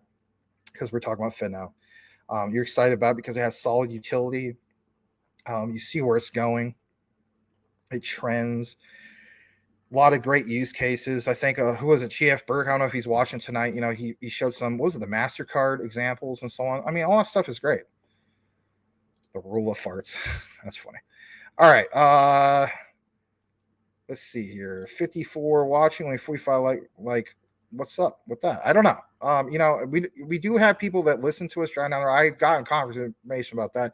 I even do it, right? Like I'll listen to, you know, Lewis Jackson driving down the road, Crypto Lulu. I'll listen to 3-2 Warriors Academy in the morning, driving down the road. You know, you can't, you know, you're driving, you can't hit the like. I get that. So I don't want people to be unsafe, but at the end of the day, yes, thank you for everybody that smashes it. All right, before I get back into the outline, okay? Casper trying to compete with Satoshi. All right. Here's a good one. BTC and XRP, only ones, not securities. All right. So what I'm gonna do is I'm gonna do the promise I did was going to do to Mr. Elon Musk. I'm gonna share the tweet from him, the taggies, as he would say. All right. Let's see what we got. Where is his taggies? Shout out to Sobo. I saw that you liked one of my tweets. I don't know if I saw you in the comments, Sobo. Always appreciate you too. Thank you for being here, Sobo. If I didn't have a chance to welcome you. All right. Here's the tags from the one and only Mr. Elon Musk, Mike Cornwell. Let's share this real quick, and then we'll get back into the remaining part of this outline. All right. And let me come back into the frame. Please smash that like. And he states, DPG Maximus. All right. XRP is to, hold on a second, getting listed on the LCX Liechtenstein exchange tomorrow. Well, okay, awesome. Was this the big news that, you know, Monty Mesker was alluding to? Remember, he said something like a big announcement in 15 days, but he said that before the Ripple court case, you know, got resolved, right? Did he know something because he's well connected to the World Economic Forum? Did he talk to Mr. Klaus, Mr. Schwab, about the Liechtenstein exchange? And Klaus is like, Guten Tag. I have some information for you. I'm just saying, all right. And for people who are dogming, stop doing that, Max. That's disrespectful. Hey, I have two cousins. They're twins. They live in Germany, and they don't mind me talking like that. My aunt lives there. No, she's not German. She moved from the Philippines to Germany back in like the 80s. Anyway, that's my aunt Lisa, and then my other aunt, my aunt Glenda. Anyway, too much information. All right, XRP getting listed on LCX exchange tomorrow. This was posted today. Cool stuff. Oh boy, the time difference. Crap, I got a bill that's due tonight. I forgot to pay that thing earlier. Hold on. How much time I got before that bill's due? Yikes. All right, I got to get that bill paid. But anyway, otherwise they're going to slap a late fee on me. Anyway, it's on Central Time, and you guys are 2 hours ahead. So as long as I pay before midnight. So as long as I pay it before 10 o'clock, my time. I got to remember that. As soon as the show's done, I got to pay a bill. It's a server bill, right? Anyway, it's on a 2U server rack. For some of you IT guys, you know what I'm talking about. All right. Yeah, dual quad-core Xeons, 144 gigs of memory. It's got a couple M2s on it. It's got a lot of good stuff. It's very impressive. It's a good server. Anyway, shout out to DPG. It's our server. Yeah, that's right. Anyway, and literally that server is called Death Star 2. Anyway, all right. So it's on there. It's 45 seconds. Let's play this. Thank you to the one, the only, Mr. Elon Muff, Mike Cornwell. Here we go.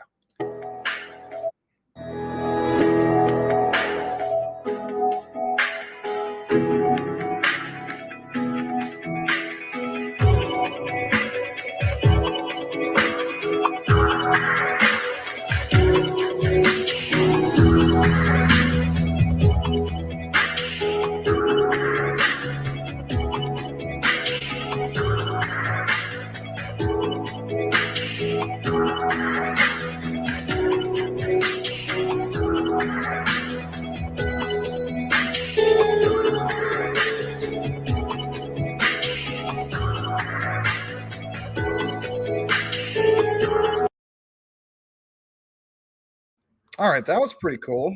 Thank you to Elon Muff, aka Mike Cornwell. You know, Mike has pointed out to me there's certain things I basically say that I'm not aware of. So he has let me know that apparently when I talk about Rich, I don't say he's rich. Right? I always refer to him as Rich of Common Sense Crypto. Why can't I just call him Common Sense Crypto? Why do I have to call him Rich of Common Sense Crypto? Or why can't I just call him Rich? Or why can't I call him CSC or something? I don't know. I always call him Rich of Common Sense Crypto. Oh, people don't call you Max or Crypto Talk now. The heck they don't. That's what they call me. All right, then. All right. Let's get back. So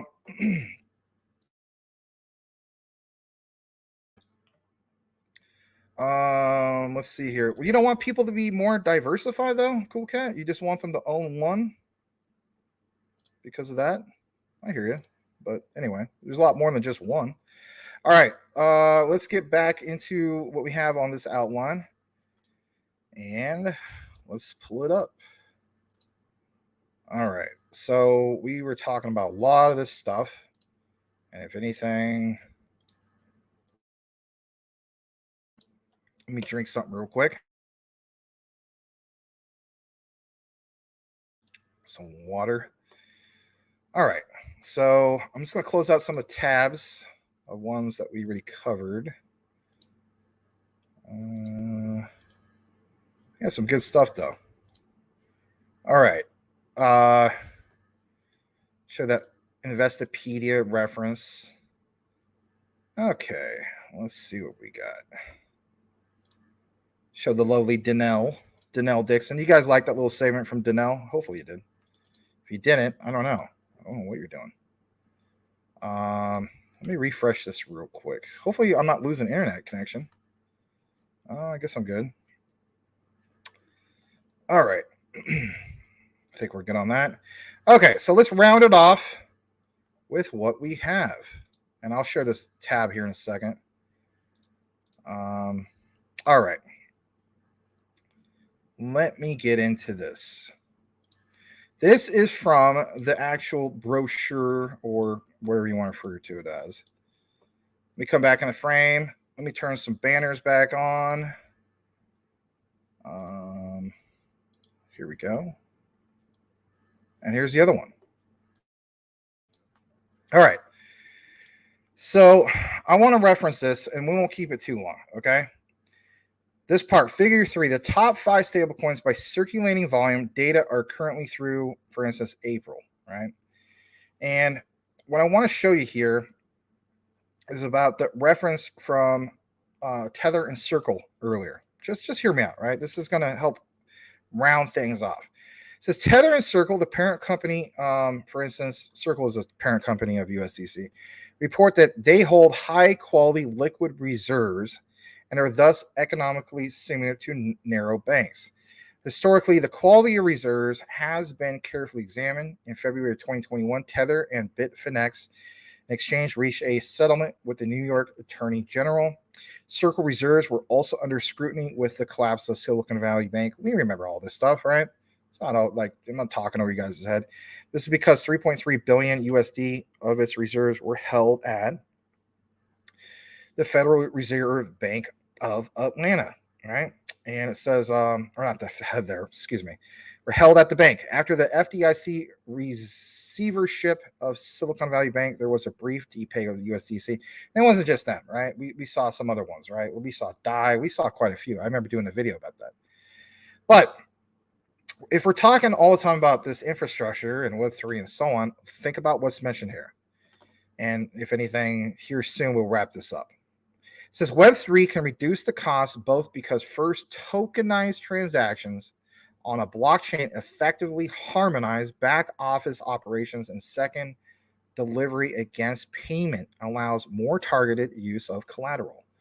Hence why we were mentioning a lot about this stuff earlier, like when we started off the show, you know, we didn't necessarily mention anything about the term tokenized transactions, but at the end of the day, everybody wants to know, like, is there going to be true tokenized transactions here?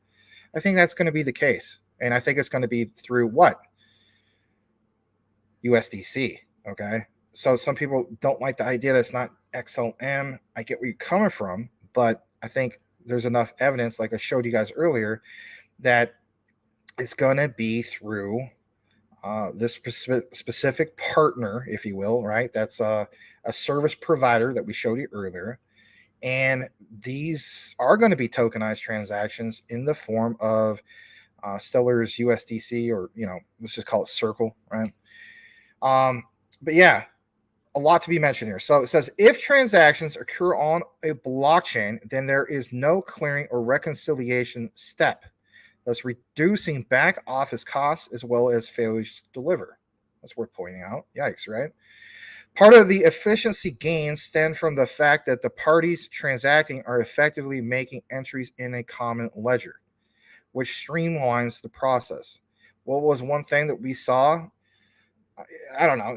Some people don't necessarily call it the most common of ledgers because, you know, some people like to, I guess, you know, just view Etherscan, right? But I posted on Crypto Twitter the verification that we saw Wisdom Tree transacting in XLM, right? And that was posted on an actual ledger. So that is worth pointing out. The second benefit of tokenization transactions is that it permits delivery against payment. Currently, in most markets, each transaction has two legs, one in which the price of exchange of various assets is agreed on, and one in which the clearing and settlement occur and the trade is consummated. These legs occur asynchronously. I think I pronounced that right. I even looked at how to pronounce that word earlier. Some words, you know, you just don't pronounce every day. So I was trying to get it right, but I messed it up. Apologize. So there's typically leg necessitating a clearing mechanism that requires participating entities to post collateral and bear credit risk from other participants. Yes, very true. Did you know that legs also exist in payments? Think about this for a second. All right. And you may seem like I'm reading all this. I'm not. I just got to the part that I felt as though needed to be read. Okay. There's many pages here. I'm not going to go and read, 17 pages. It's just this part. So payment systems are both complex and country specific. However, similar to asset markets, there is typically a separation between authorization and settlement. For example, messaging systems such as Swift verify instructions, but value is transferred through a different route. True. The sequence of Nostra Vostra, remember back to the beginning of the video, that sequence of Nostra Vostra accounts that payments flow through all requires expensive pre-funding from the participating banks. I'm sharing this with you because I want you to understand the concept of the supply, the demand for all of this. In addition to regulatory compliance costs, collateral costs increase the cost of making payments. Tokens themselves, once minted, can also be used in multiple ways. True. As a concrete example, consider someone who has deposited or supplied liquidity into an automated market. Think about this for a second. Automated market maker. The receipt for doing this is a token, which is a claim to the deposited liquidity.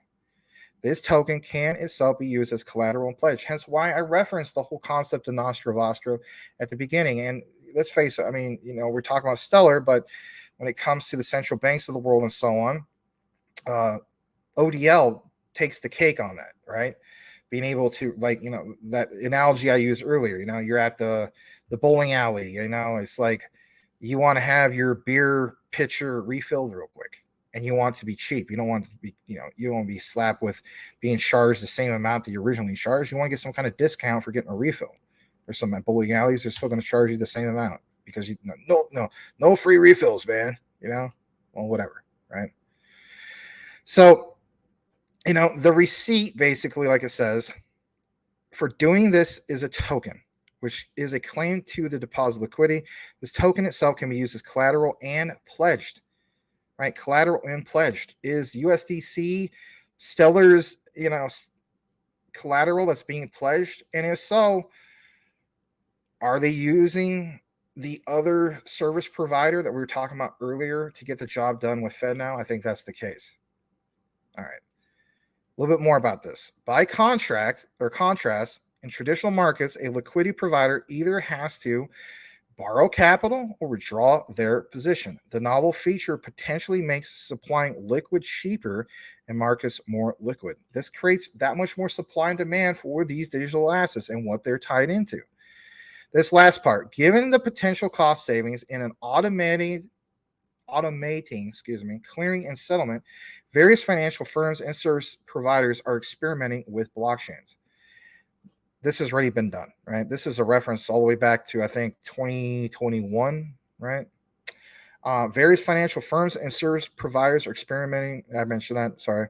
The experiments are being run on both public and permission blockchains, done, right? Different firms are taking different approaches to this experiment, and that is true. You saw, for instance, Societe Generale Forge issues a native digital assets on the public blockchain. And look what's also mentioned here. Goldman Sachs, were you guys aware of this, has launched GSDApp, a private blockchain. All worth noting. All right. So here's a little quick example of how this is breaking down. And you may be wondering why I mention this. We show you these examples because it gives you an idea of what to expect on how it would work, obviously, with FedNow, for instance, right? It says key components, bridges, link between the domestic platforms and the international network, or even some of the domestic ones, hence FedNow. There's Mariana Project. I will mention this real quick, okay? Because the source is the Bank of International Settlements. Let me pull this up for just a second. Excuse me. Let's see here. Well, not Bank of International Settlements just yet, but I want to talk about this real quick. The World Bank, all right? And we have a reference a while back about the World Bank.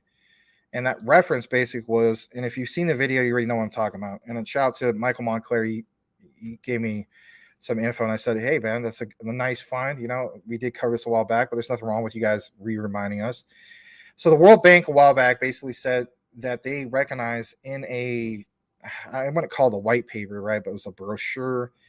But they specifically mentioned two names, and they stated that Ripple and XRP and also Stellar XLM, they consider those global stable coins. And we know, especially if you're a new person, I don't want you to have the attitude, and this is a common problem that new people it's okay. We're all new at one point, right?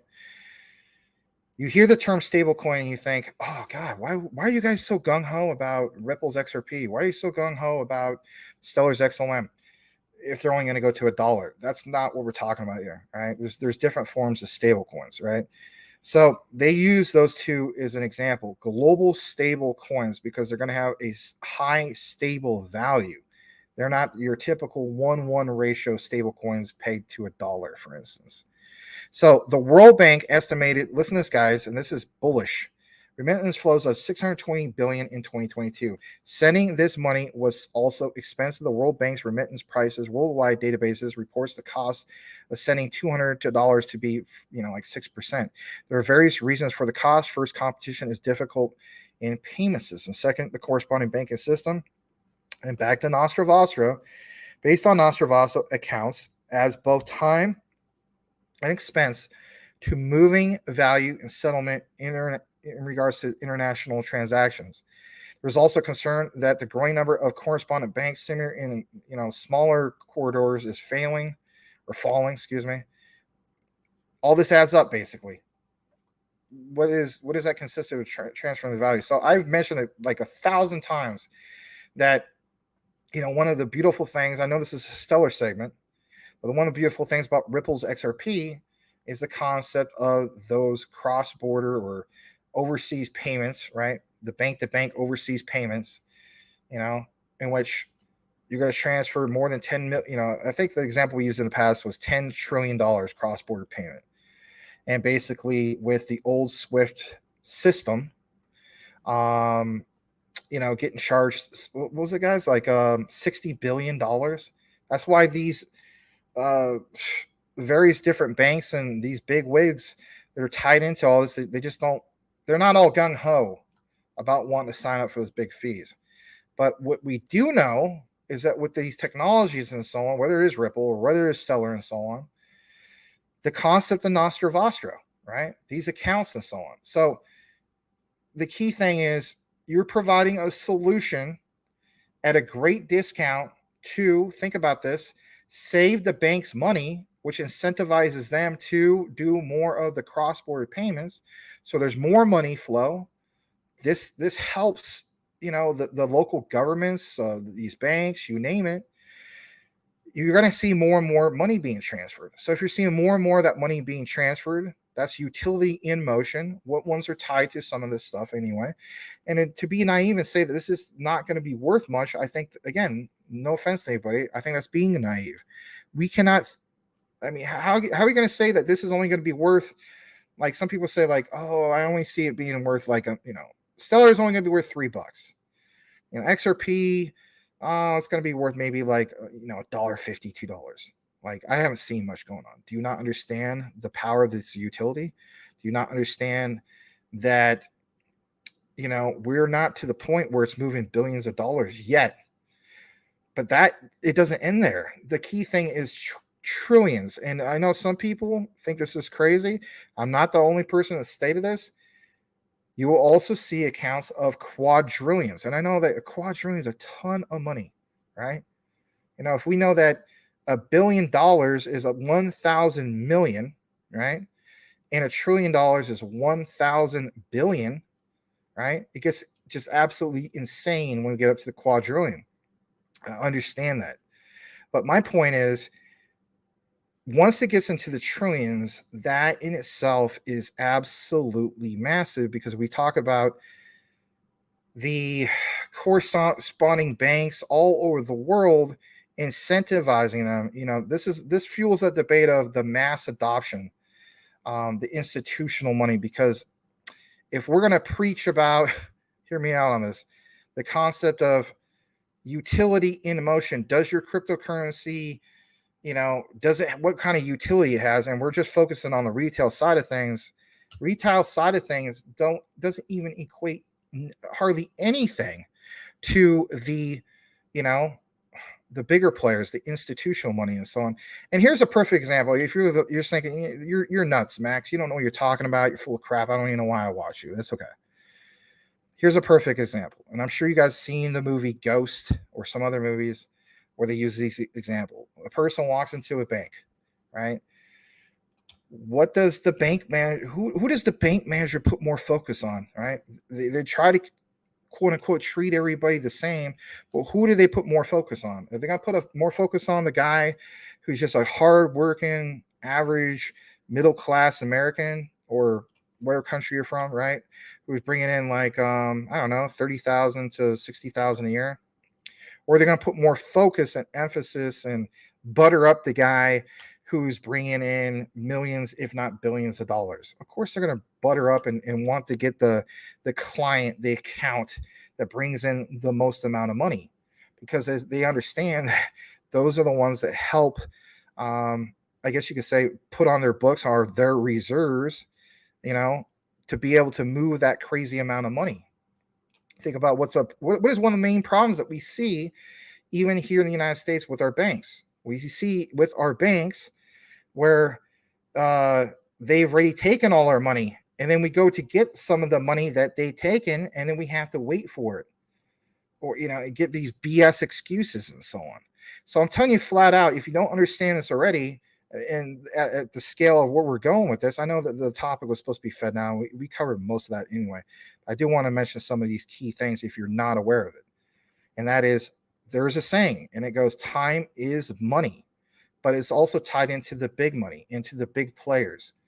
So if the big players are invested in some of these technologies, and they're going to be moving a ton of this money, it's not just a big win for them, it's a big win for who? Us, as in the people who invested in this at these dirt cheap prices. You guys might get tired of me or other people saying that we're so incredibly here. We are. ISO 222 is not fully implemented. Some of these other things that we've seen here lately is not been fully utilized yet. It just, I shake my head when I see people. They're like, oh, I sold. I couldn't wait. My emotions. I sold all this stuff. Okay, you didn't give it a chance. You didn't give it a chance. It's like, I don't know, man. We could use other examples. Like, God knows I need to go on a diet, right? I have a friend, for instance, and he's like a health guru. He tells me, he's just like, you know what, man? You didn't give it a chance. All right, you gave up. Right, I gave up. I let my emotions get in the way. We also let our emotions get in the way of that generational wealth, not understanding that in order to understand the full utility of this, you got to give it a chance. Okay, enough about all this. All right. There were some other examples, but it's good stuff. This was basically the last part I wanted to share with you, and it was in regards to the IBM reference that somebody mentioned. And here it is, basically. It's in regards to IBM, all right? And this will be the end of the segment, I promise. IBM has been using the Stellar network to facilitate cross-border payments since 2017. True. It's said to have begun the testing long ago, according to IBM's vice president, Jesse Lund of Global Blockchain. He told Reuters, at least back then, IBM will explore use cases with business networks that they have developed, right? I give Cool Cat Crypto a shout out. And he talked about, for instance, BSV. We confirm that. IBM is well connected to, for instance, Hedera, even Quant Network. Was it Casper? There's a few others, right? Obviously Stellar. Whatever the case be, right? They're involved with business networks, okay? And they have, as a developer, if you will, as a user of the token. They see this as a way of bringing financial settlement into the transactional business network that they have been building, right? In her interview with Fortune, IBM's Bridget van Kralingen, Senior Vice President of Global Industries, Platforms, and Blockchain, said that the new project represented a tremendous opportunity to streamline the firm's existing cross-border blockchain payment efforts. It's already been done, all right? But here's the key thing. It states IBM has been converting between different fiat currencies using Stellar's native token, which is Stellar Lumens, as a bridge between them. The existing system is thus doubly exposed to both variable or variable, excuse me. I've been reading too much today, which the words aren't coming out right. Intra-fiat exchange rates and the notorious volatility of the cryptocurrency markets, at least back then, to which Lumens, unlike a stable coin, remains subjected. But this was back in 2017. Lumens as an XLM has more than proven itself, hence why the World Bank officially recognizes them and Ripple's XRP as global stablecoins. Back to the subject about the stablecoin real quick, and we'll wrap this up, I swear. A stablecoin, like it says, used as frictionless digital proxy for fiat, and here's the icing on the cake, could eliminate both varieties, potentially play a very big role in improving cost. What could you apply that to? You could basically apply that to FedNow. Could you not? I mean, if it is a digital proxy for fiat, what are we trying to do with FedNow? Right? Eliminate both variables, potentially play a very big role in improving costs. I think, and I know I always use this analogy, fat kid on cake. I think FedNow uses this like fat kid on cake. If you're going to save the government time, money through modern technology, why wouldn't you embrace this? This last part. Van Kriligen said that stablecoin projects pegged to national fiat currencies other than the US dollar could also be a value for IBM's blockchain integration. So even though we're putting so much focus on what's going to happen tomorrow with FedNow, understand there's a broader picture that just doesn't apply clearly to just FedNow. And this is the last part, and it says right here, where is it? From the Circle CEO, envisioning them as an integral component of emerging tokenized global economy. Who mentioned that in the video? Word for word. Danelle Dixon. Right? Tokenized global economy. And basically, how about this? Stabilized token dubbed reserve that maintains a peg by a smart contract. Again, cool cat, some of the other guys. Talking about XLM or Stellar with the smart contracts to lock up other crypto assets rather than fiat. The initiative received backing from the likes of PayPal co-founder Peter Thiel and major U.S. crypto exchange Coinbase. When you really understand the whole ties of Coinbase and Circle and all those reserves and so on. So, I don't know. Let me know what you guys think. Do you guys think that, this is a nothing burger? Or you feel like, no, that is worth mentioning. It's done through, Circle, right? Originally Stellar USDC. It's done through all that and empowering that. The utility through, for instance, USDC. Some people that feel as though stable coins don't have utility. We just got through the whole darn thing about it. You better believe that through Stellar is all tied into a bigger picture of things. So glad to bring that to you guys. I know we're approaching the 2-hour mark. The last part of our coverage will be Jasmine, but it's not just a quick snippet. There's some key things I want to point out. Hopefully you guys watched today's side-by-side comparison. Jasmine, Ocean Protocol, and Pillar. Which one is the best investment for you? Not financial advice. You got to do what you got to do. Just education, updates, and so on. All right, let's get back into the comments. Thank you again to everybody that's here. If you've been waiting for some Jasmine and you just connected, so please smash that like. We're going to get some Jasmine content here in a bit. All right, let's see here. I saw that Selmo Fudd is in the house. Welcome to Mr. Selmo Fudd. Boom, there you go. And let's see here. All right. We all rich in 2025. I would agree with that. Cool cat. No, Max. I'm just saying 1500 TPS isn't even close enough to handle global. Oh, yeah, that's true. But, how about this statement, my friend? I like this statement, right? And I'm not trying to justify it, really. It may seem like I'm trying to justify it. But I know that the whole thing with BitBoy crypto is really mixed, right? I have nothing against them, but I understand that sometimes he kind of can come across a certain way that just doesn't settle well with people, okay? In one of his videos, actually, I think it was the first time he ever introduced the Liechtenstein Exchange, right, LCX, to his platform, okay? He mentions, for instance, I think it was like 300 TPS, right? It doesn't sound like much, but he mentions that's enough to get it done as far as like on the financial sector side of things, right? Doesn't sound impressive, right? I mean, technically speaking, that's a lot faster than, of course, Bitcoin. But like you said, it was enough, right? Is it the minimum? I don't know, but it was enough to get the job done on the TPS. He points that out. You don't believe me? You guys are more than welcome to check out his video. That one sounds like it's an endorsement for him. It is not. But 1500 TPS is a lot significantly faster compared to that. But if we talk about scalability, I would hope to God that at some point, you would have upgrades with your like we always talk about infrastructure. So am I going to be led to believe that it's just all this technology, even with Ripple or some of these other ones or Stellar or whoever, just ends at 1500? I don't think so. Now, of course, this fuels the debate of some people, I don't know who it was in the comments earlier saying, well, what about Hedera? Right. Absolutely. Because it's like Hedera is already there. They're killing it on the TPS. They're killing it being the most greenest of the green. All these, where we at, guys? Like billions of transactions. A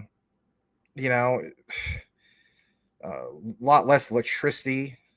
All sorts of good things. Corey Bibe, XLM is over 17 cents and XRP is over 83. Yeah, it's so cool to see this. Let's refresh this real quick. Let's pull it up. Enough about Max talking, right? Let's pull up a chart. So we have this right here, and let's see what we got. Oh man, I'm out of water. All right. So yeah, there we go. Even XDC. Shout out to XDC. Shout out to Salamander. Hey, can we state this, Selmo, if you're watching, if Salamander is the XDC commander, why aren't we referring to Selmo as the XRP commander with what you shared in the past about your XRP? How much you holding up? My God, man. Anyway, shout out to both of you guys, all right? So Stellar is doing great. Pretty much almost all the main things we cover are doing great. As the saying goes, like, not to brag, right? It's not about me. It's about all of us, right? Like, we are invested in some great digital assets. So a few of the ones, I think we cover like 11 or 12, they're tagged, right? Look at this, guys. Pat yourself on the back, right? Be proud of what you own. Stellar's killing it, right? My God, I think my last bag I bought was like 7 cents, like 6.9 or something like that. 6.9 cents, I'm like so glad I bought the bottom. My God, look where it's at. 17 cents, 17 and a half cents. Once this thing goes over 23 or 25 cents, my first bag that I bought of Stellar, right, back in 2021, I'll finally be at the break even on that bag. You know what I mean? Like, I kind of like that. Like, who doesn't want to be in the profits? XDC, I've been in the process for the longest time. Shout out to you guys on that. It's doing well. Hedera's H-bar is doing well. All this stuff is doing really, really well. I own some Cardano, a lot of Cardano, for too much money on Cardano. XRP is doing well. Shout out to Cool Cat. Hey, man, I'm part of the BSV Army. Are we called an Army, Cool Cat, or are we just called, or we call BSV Geek Squad? Is that what we're going to call it? BSV Geek Squad?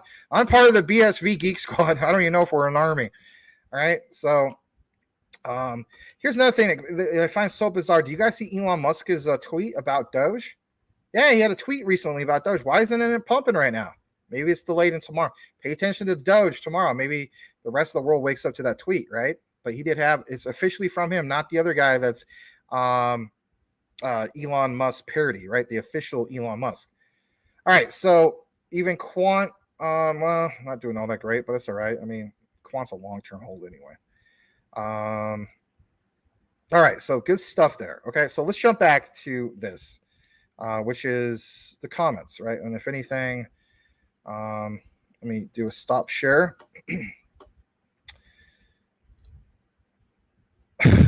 Wow, what a comment, man. What do you think? Jeez. Oh, God. All right, AZ Marine Sniper, welcome back, man. Hey, I missed you. Glad to have you back. 750, that was a while ago. I apologize. Another guy I missed that we haven't seen in a long time? Uncle Thursday. I wonder what happened to him. All right. Cool Cat Crypto. I'm worried me might be in for a rude awakening with XRP if it can't scale any higher than 1500 TPS. I'm not worried about it, man. I honestly think that, come on, man. Here's the thing. if we gave these guys the benefit of the doubt on so many things and doubted them at any point, am I going to think that David Schwartz, for instance, Joel Katz hasn't had this conversation already with somebody? I think they definitely have. 1500 TPS couldn't handle the traffic in Texas, much less the world. 1500 TPS couldn't handle the traffic. Okay, yes, I see what you're saying. So you're trying to create some FUD. That's all right. You gotta do what you gotta do. All right. It's not necessary FUD. I understand.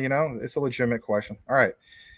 River says Flare was supposed to take care of the scalability with XRP and Stellar. I thought. See, these are the things I need to study more about Flare. You guys know about some of this stuff apparently. All right. I found no evidence at all that XRP can scale any higher. I don't know. This might be another thing I might have to get into, because originally, a few days ago, I was with you with the whole thing of, you need smart contracts in order to do a FedNow thing with XRP. And we basically found out that, no, all you need is some like side chain partners to get it done, right? When we talked about, was it ACI? And what was the other one we talked about? Finastra, right? Or Finastra from yesterday. All right. And that doesn't mean, that's no disrespect to you, man. I mean, there's so many things about that I don't know about. Unlimited scaling is what is needed, and some of us know the only one that can do that. Oh, okay. BTC must be about done. This is a good statement, because you know what? That's where some of the people worry about, like, okay, the whole concept of that dominance, that's a ticking time bomb. What's going to happen with that and so on. But according to Michael Saylor, no excuses to Michael Saylor, he always feels as though that stuff doesn't matter, because it's not about cross-border payments with BTC. Don't shoot me here, okay? The messenger, just quoting Michael Saylor. It's not about it being, set up for incredibly fast cross-border payments. It's set up being, here's literally your, your gold billion, if you will. And it may finalize on that transaction after a while, but here's your store of value, and just hold on to it. It is what it is. I don't like the idea of this dinosaur technology and so on, but I just think that, excuse me, I think that there's better opportunities in altcoins, obviously, compared to just investing in one BTC. If I was going to invest in BTC, I would have done it right after FTX. I wouldn't have waited till now. All right. I probably should have left my my $400 investment in 2016 in BTC and just never touched it, but I used it to buy a bunch of SHIB. I mean, that paid off well. I mean, I don't know. You get what I'm saying. All right. You guys can have this whole back and forth conversation. I'm done talking about that. No offense to you, man. I mean, I'm glad you're passionate about your BSV and so on. I hold BSV too, so I think it's solid. All right, let's go further down. Let's see here.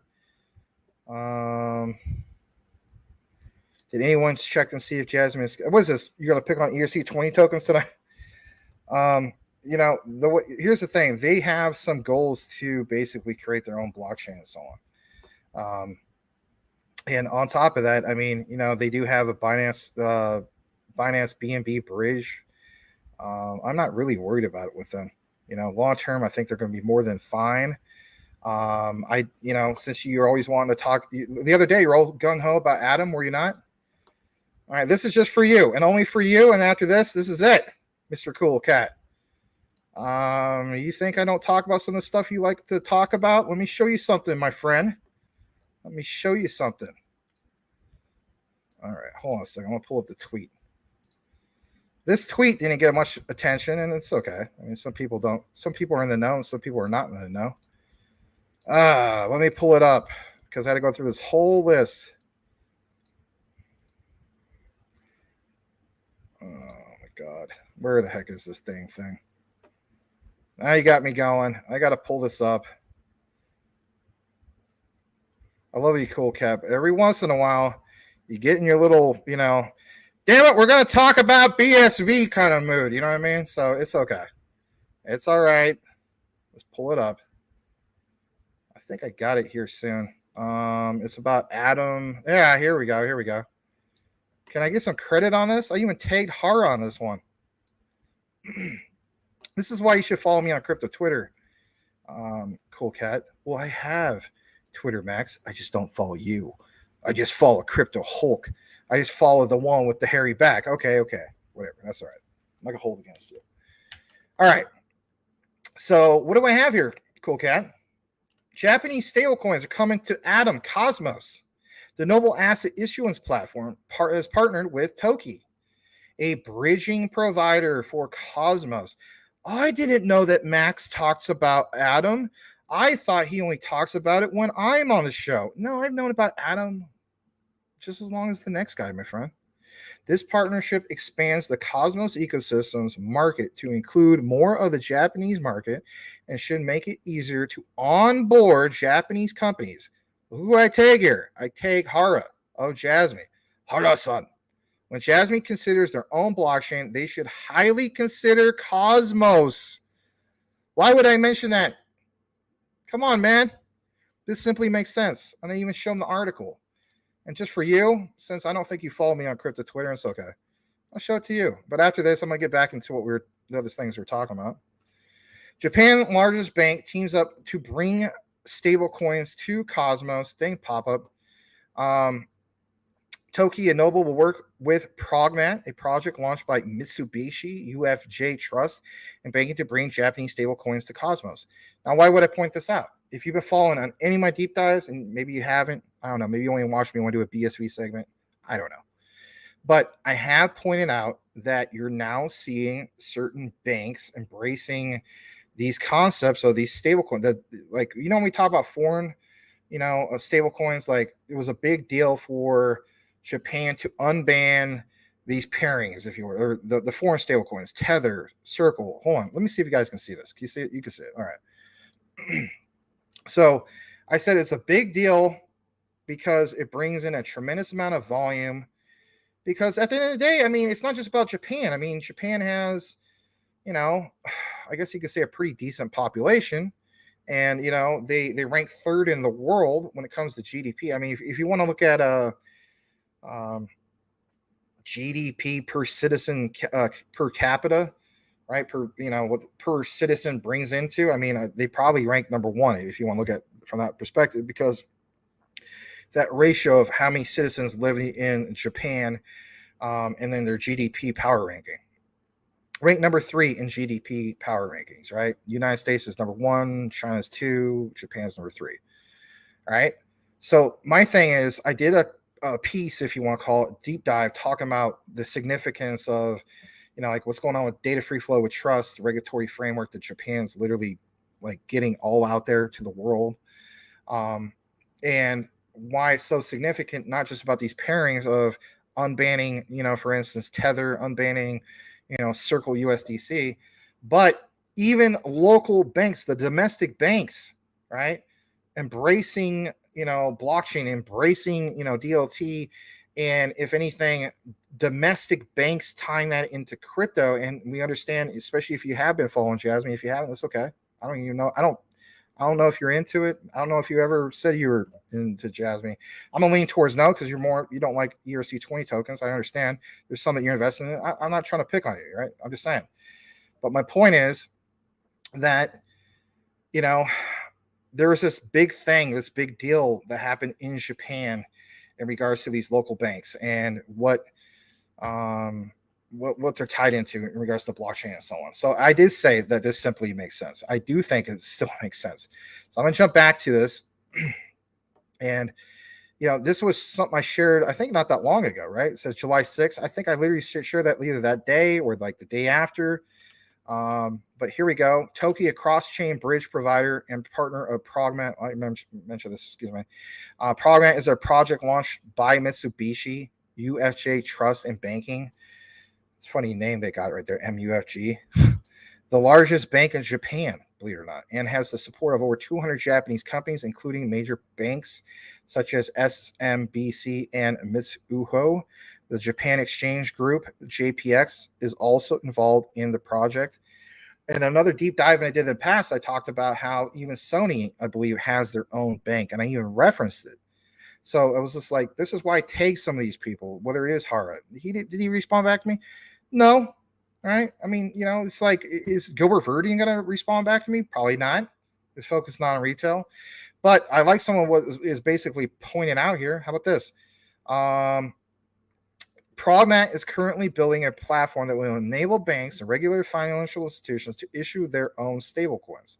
The basic architecture involves financial institutions interested in issuing stablecoins, depositing an equivalent amount of fiat currency with MUFG's trust bank. Pragma then issues an equivalent amount of stablecoins. Let's face it, we talked a lot about stablecoins today. Why not mention this? The funds in the trust bank are bankruptcy remote, making this potentially the most secure stablecoin for use on, and look at this, public blockchains. Japan made a lot of moves in the cryptocurrency world. They had this act that went into effect. I did a whole video about it and even showed it in the thumbnail, talking about June 1st. Required that all issued stablecoins must be paid to the yen or another legal tender. Now, here's the thing. And this is even if Jasmine doesn't even jump to, some of these higher scalable projects or, blockchains and so on, right? So they have this thing, it's called DD, Data Democratization Coin. And basically speaking, right, they already got things set up so that, you earn, these credits, not necessarily carbon credits, but that is one utility layer of this DD coin. You earn points, you earn credits. So it's like if we were talking about Stellar with XLM, we understand how big XLM is, especially being able to pay bills like on Wisdom Tree, right?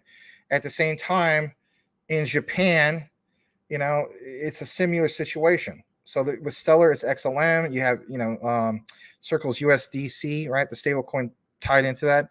That same concept, ingrain that into your head. I'm not talking about you, cool. I'm talking about everybody, right?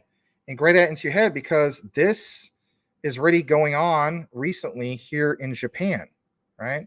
And so, yes, people will earn points with the DD coin. How so? Well, for instance, they hold a personal data locker, right? And basically speaking, when we get this, the super wallet from Jasmine, I'm trying to help you guys understand why this is big. So we get the super wallet by Jasmine. My guess, if I had to guess, because I don't know, I'm not part of the dev team, but if I had to say, like, when's that going to be? Probably by the end of the year. If it gets delayed, it gets delayed. But I'm thinking it's more towards the end of the year. I've seen mentions about towards the end of the year. So here's the point. We get the super wallet.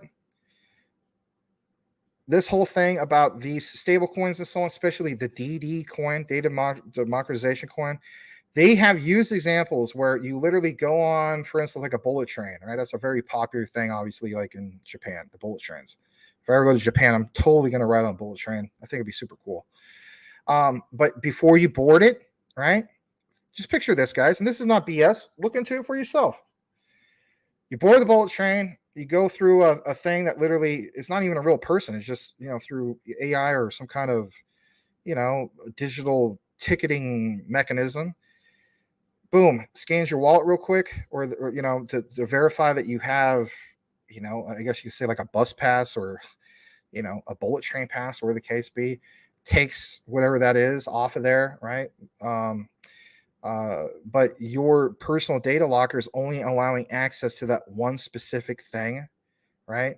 And you pay for that, for instance, with the DD coin, right? That's that stable coin. Okay, your reward is so many points back. But if people are wondering, like, what is going to be used as far as the native token, which is Jasmine, all right, the native token is already there. The utility of that is basically speaking through the personal data locker. So both of those things come into play, just kind of like the example we gave earlier about Stellar and FedNow, or XRP and FedNow. You get what I'm saying? I mean, it's a different thing, but it's so. Here's the thing. All right, They have, for instance, Hyperledger Fabric. We also understand that Casper uses Hyperledger Fabric. There's other blockchains that use Hyperledger Fabric. On the short term, I'm not really worried about it. Long term, if they never got it done, maybe years down the road, I'd be worried about it. But I mean, that is such not to reference Crypto Bellwether. Now he says that's such a reach. I guess you could say that's kind of a reach. I get it. In the future, all this is very concerning. I'm not downplaying the whole idea of like, can this stuff not scale? But I also understand that, no offense to you, my friend, but you do get kind of your little tangents sometime about, like with the ERC20 stuff. It's just like these guys are focusing too much on this ERC20 stuff. Damn it, go get some BSV. Damn it, go get some of this other stuff. I get it. I already got some of it. You know what I mean? So, I mean, you're not preaching to the choir, but I appreciate your passion and where you're coming from and so on. I do want to mention this real quick because we're here. It says, what's happening on Cosmos? The Toki and Noble teams are currently working Pragma to bring the Japanese stablecoin vision to life. The company told Blockworks, although its initial plans are to make these stablecoins available on the Cosmos IBC, Toki teams hopes that eventually these stablecoins can be swapped cross-chain with stablecoins on Ethereum. Think about this, right? Stablecoins on Ethereum. What would be a stablecoin that's on Ethereum connected to Jasmine? The DD coin, right? What's a project obviously built on ETH? Jasmine's token, among a whole bunch of other ones. The issuance of Japanese stablecoins on Noble is expected to launch in spring of 2024. We'll see what happens with that. Anyway. But yeah, if I had to pick one that just simply makes sense that Jasmine should consider if they're going to go with a whole new blockchain and have their own coin, I think it should be Cosmos. That, again, for this outline, that simply makes sense. All right. I'm going to kick it back to the comments. Let's see here. Corey Bibe, it's definitely worth mentioning. Max Stellar is going to be a major player for sure. Yeah. I hope Jasmine gets that blockchain laptop going. I would agree. Oh yeah, you don't like BitBoy crypto so much. Ghost says that will take off. What was that? Sony products in the 80s. Oh, okay. BitBoy always keeps a full fridge, man. Oh, man. All right, scaling is the hardest thing to do by far with blockchain. Yeah, what was it? That one guy, I forgot his name, because I'm sure all these guys' names, and so forgive me on that. But there's one specific guy, and I think he's like a not Craig Wright, but there's another guy. He's a professor. Kind of an older guy, and this is another thing he was talking about, like there isn't a lot of true scalability when it comes to blockchain, and it depends on which one it is and so on. So all right, KK, people be realistic about XRP. FedNow makes me nervous. You guys got some good comments. Corey Bibe, I wonder how big BlackRock is involved in Ukraine, possibly working with Stellar. Now oh, okay, I see what you're saying. Yeah, because Stellar in Ukraine. I get what you're saying. I kind of read that wrong for a second. Let me double check the other screen real quick. I also got to check the time because I got to get that bill paid. As long as it's 8:37 my time, so as long as I get paid before 10, I'm good. All right, Rombo Omega, welcome back. He says, no FUD, just facts, please. Can anyone prove to me banks own any XRP? My information, banks use Ripple ODL for a fee. Banks themselves don't own XRP, just use Ripple's ODL service. You know what? I think this is a familiar comment. I think you posted this actually in one of the comments on the recorded. I'll try to get you some more information on that. I mean, that's probably going to take a while. I'll try to remember that because you do have that on the recorded. I do try to get back to people's comments. Sometimes I get back to them like really quick, and sometimes I don't. I hope you give me the benefit of a doubt of that, but welcome back. For some reason, I thought you were a different person. Anyway. All right. But it's the exact same comment, and I think that is your avatar, if I'm not mistaken. Looks like you better be buying Atom instead of Jasmine. Why would I only pick one? That doesn't make any sense to me. But that's okay. Rombo Omega, seen article that Secret Service confiscated 58 million from a bank tied to Tether. Crash Tether start maybe. There's a lot of maybes, man. Who knows? All right. Cosmos is freaking nuts, man. I could see BSV being part of the ecosystem, Cosmos ecosystem in the future. Cosmos could be the most important crypto in the space. Just giving you a heads up, Mr. Cool Cat. Let me show you something real quick, all right? Just in case you don't think I've ever covered Cosmos. Because I know some of you guys, there's some of you guys who watch just the live, but you don't watch the recorded. And then there's some of you guys, and I don't know who some of you guys are, because sometimes you'll make comments in both, and I do appreciate that. There's some of you guys that just only watch the live, but you don't watch any of the recorded material. And I'm not trying to be like, shame on you. No, it's not like that. Let me show you something real quick, okay? Because I just want you to know that you're not preaching to the choir here when it comes to Cosmos, right? I understand you're very passionate about Cosmos. But let me show you something. I did a part 1 and I did a part 2 video. Quant, QNT, Cosmos compatible. Why blockchains will need Quant for API interoperability. And it has this thing in the middle, Cosmos, Internet of Blockchains. It's a 2-part series, if you will. I did it over 3 months ago. Didn't get a lot of views. It's okay. 800 views, right? But yeah, I had a whole breakdown about it and so on. I've known about Cosmos, Atom, for the longest time. I've probably known about it since, like summer 2021, I think, something like that. When I first, I found out about Cosmos through Investor Place. You know how I'm always sharing you guys stuff from Investor Place. They have a portfolio thing, right?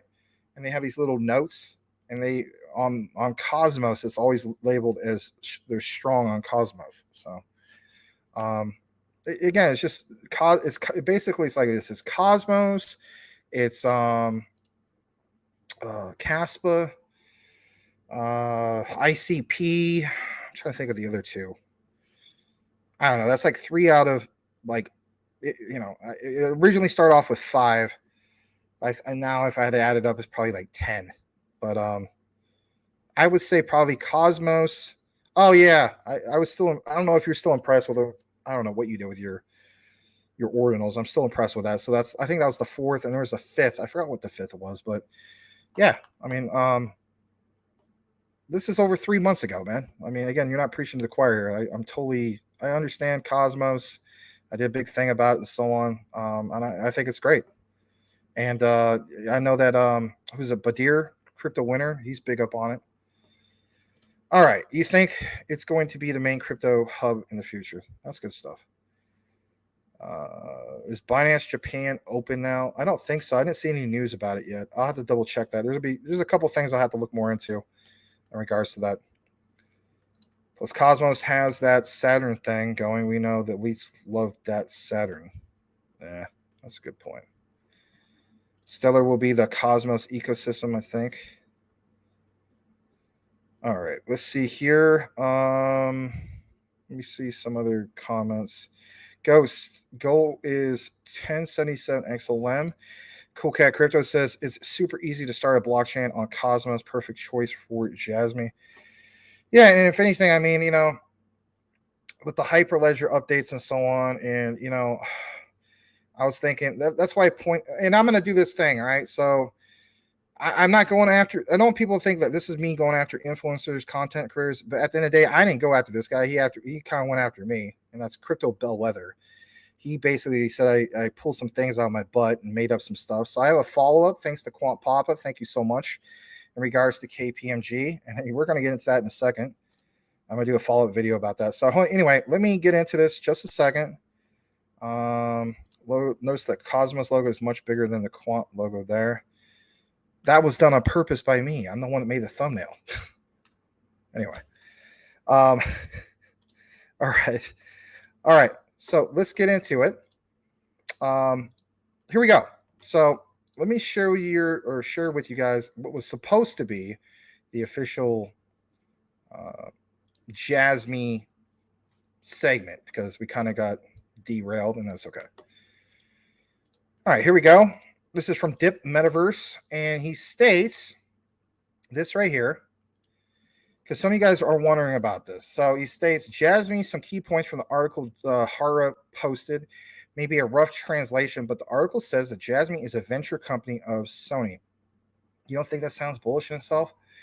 20,000 blockchain PC orders were received in Hong Kong and South Asia, India, most likely. Other sales focus in Japan, USA, and the entire world. He has a few people referenced, even Sony tagged here. It says, using these technologies, we have developed new products. This comes from Hara, literally from the interpretation. But yeah, we have developed new products. It is the only blockchain PC in the world and was released from Hong Kong in May of 2023. Jasmy, look what's underscored here, or underlined, a venture company of Sony and Avita, a Hong Kong PC brand, have partnered to develop, manufacture, and sell its blockchain PC. We have started accepting orders mainly from Hong Kong, mainly in South Asia, and have already received more than 20,000 orders. In the future, we will continue to work with the aim of expanding sales to Japan, the United States, and even the whole world. However, what we are really aiming for is not just to sell blockchain PCs, though a blockchain PC, and that's a typo, of course, because, English is not his first language, and this was originally written in Japanese, so it got garbled. So, though a blockchain PC, it is to create an environment where individuals can take the initiative of data by managing their own data and owning their own data lockers. So, one thing I want to point out here is this right here about the 20,000 orders. Okay, so some people have stated, well, we had 20,000 orders of the blockchain PC, Max, but nothing happened. We didn't see parabolic price. Why would you see parabolic price? Understand the difference between 20,000 PCs being ordered and 20,000 PCs being shipped. And even if they were shipped and they were fully, people hooked this up to the internet and they were using it every single day, right? That's great. Because you understand that people are going to finally use the personal data lockers, and that's 20,000 people. Is 20,000 people using that enough to thread the needle of that supply and the demand? No, we need to have hundreds of thousands of these sold, and hundreds of thousands of these not just ordered but shipped and used and plugged into the web. Right? That's utility being used for the same reason that when ISO 222 went live on May 20th, guys. Why is everything on the 20th, though? You ever wonder that? I said not May 20th, March 20th. Why is everything on the 20th? March 20th, ISO 222. FedNow, the 20th of July. Like, everything's on the 20th. You guys, smoke your doobies, 420. What the heck? That's kind of interesting. Anyway, my point is this. With ISO 222, it went live, right?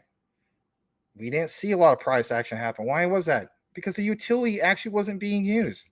It's just a messaging system. You get where I'm going with this. All right. So a little bit more about this, in regards to Jasmine. And this is, again, what I just stated, but this is reiterated from another person. Let's get into this for a brief moment.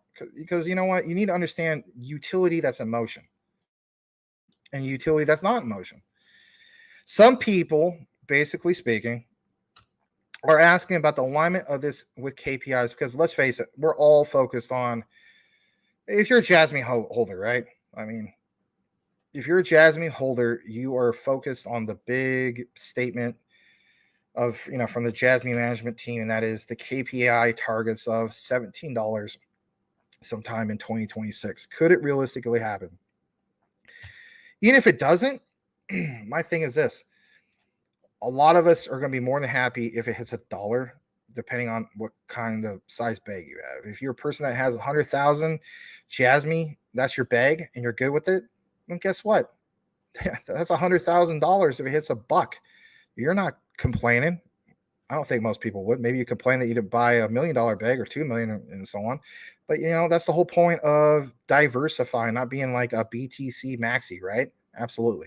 All right, let's get back to this. Some people are asking about the alignment of this with KPIs. So far, we have 20,000 PC orders not shipped. Again, like the example I was given earlier.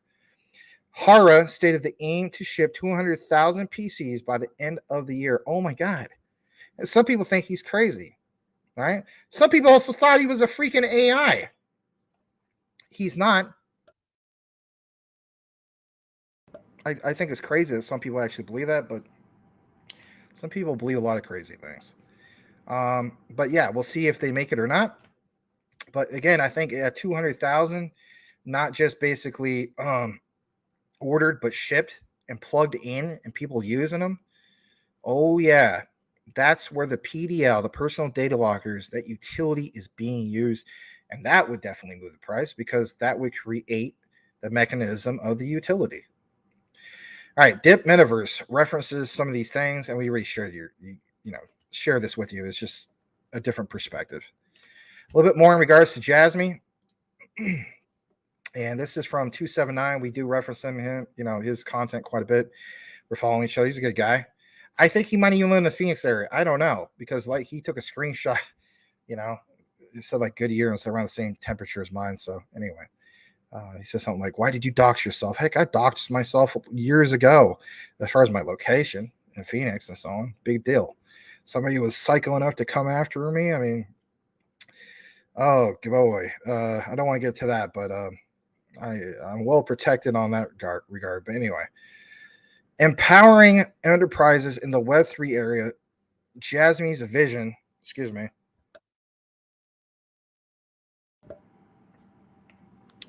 vision for cost-cutting data security. And look what's mentioned there. In the rapidly advanced world of Web3 tech, Jasmy is a pioneering Japanese IoT platform. We know the whole thing about Evita, right? Recognizing the immense potential of Jasmy's tech, Evita technology saw an opportunity to contribute their vision with a strong presence in the Asian market. And if you're wondering why am I reading all this, it's because it's the interpretation from this article from Capital Magazine interview, July edition 2023. So I was glad to get this interpretation. I'm not going to read all of it, but what I like is it says the alliance between Jasmy and Evita holds immense promise for enterprises in the Web3 era. Jasmy continues to innovate. They do. Evita offers a framework for their solutions to efficiently reach the market. Finally, the collaboration between Jasmy and Evita Technologies represents a powerful alliance with focus on cost-cutting data security solutions, Web3 area. With Jasmy's vision and Evita's platform synergizing seamlessly, the Web3 era unfolds. The world washes with anticipation as Jasmy continues to redefine the tech landscape. Here's the key thing, all right? I'm not going to read all of this. It seems like I did. But let's see here. 1, 2, 3, 4, 5, 6, 7, 8, 9, 10, 11, 12, 13, 14, 15, 16 times in this article, according to the interpretation, and I'll blow this up. Mentions specifically Jasmy, right, with Evita. That's a big deal. That's worth mentioning. I think so, right? So that's cool stuff there. I want to share that, or I did share that with you guys, but I wanted to kind of go over that real quick. The next part I'm going to get into is this right here. And if anything, give me just a moment. I'm just going to drink something real quick. It will take me like 30 seconds. I'll be right back.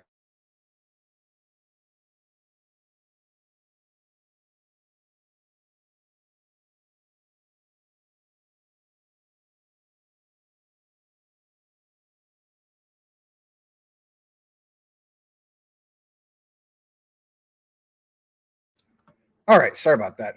All right. So here is a follow-up from this video from a while back. And let me show you this real quick. It's our most popular video ever. All right. And I was accused of this being clickbait or whatever. I mean, I guess you could say it's a little bit of that. All right. Let me share the screen once again. I'm sure some of you guys have seen this video. All right. This one says, this could be huge. Jasmine QNT, KPMG, this could be huge. The Quant connection, right? Over 12,000 views, our most popular one ever. I think the analytics show that we had over like 300 new subscribers from it. I mean, all right. There was a certain, obviously, comment that was in there. I'll show you guys just some key things. Sorry, I should drink some more water. Having problems with my asthma, and it's just like a lot of times it, affects your lungs. So I want to jump into this part real quick, and I'm gonna go further down. I'm not really trying to cause any drama or anything like that because I don't like that, but it's kind of like something that, it's just like, come on. All right, so Mr. Crypto Bellwether, he says, I own both tokens and I'm bullish, but you can make this stuff up, and it seems like you did. He says clickbait, okay? Come on, man. Not one mention from, and here's the kicker, wait for it, from either project about each other. KPMG is a massive global corporation. Hundreds of thousands of people have worked for them. What a reach, right? And of course, he has stated in the past that if you could provide any evidence of any of the stuff, that he more than willing to come on the show, like your platform, your show, and have a debate. So I responded back to him a while ago, and I said, hi, Uncle Ray. I did not make up anything. Sorry that you see it that way. Like, I don't disrespect him. I don't know if you watched the entire video or not, but either way, thanks for dropping by, even if it was to insult me or not. Number one, the thumbnail reads, this could be huge. Doesn't read, this is huge. True. Yes, hundreds of thousands of people worked for KPMG. And yes, I realize that they are a massive global corporation, but hundreds of thousands of these people haven't worked in blockchain like Jasmine or Quant. True. Number three, the who is out without sin cast the first stone. You want to claim that this is basically clickbait, but yet again, back in early March, you have pointed out some things here, which basically says,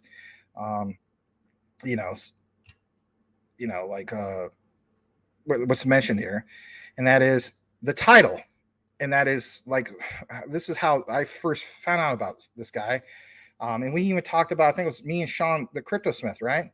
You guys point out some things where some of you guys were in a panic because he had this titled thread called ISO 222 compliant crypto bank reset lie revealed. Remember that? That's clickbait to a sense.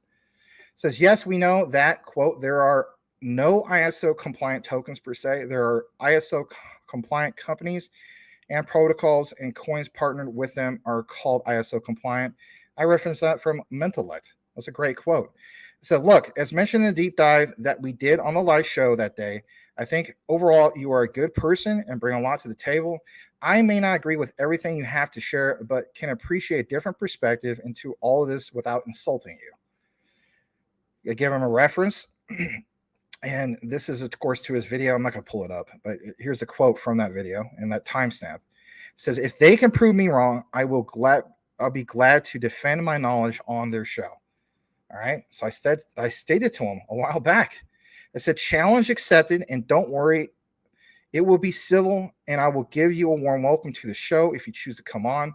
I will share my point of view as well as share some of the comments in regards to audience members' points of view. I used to be on the debate team a long time ago. Okay.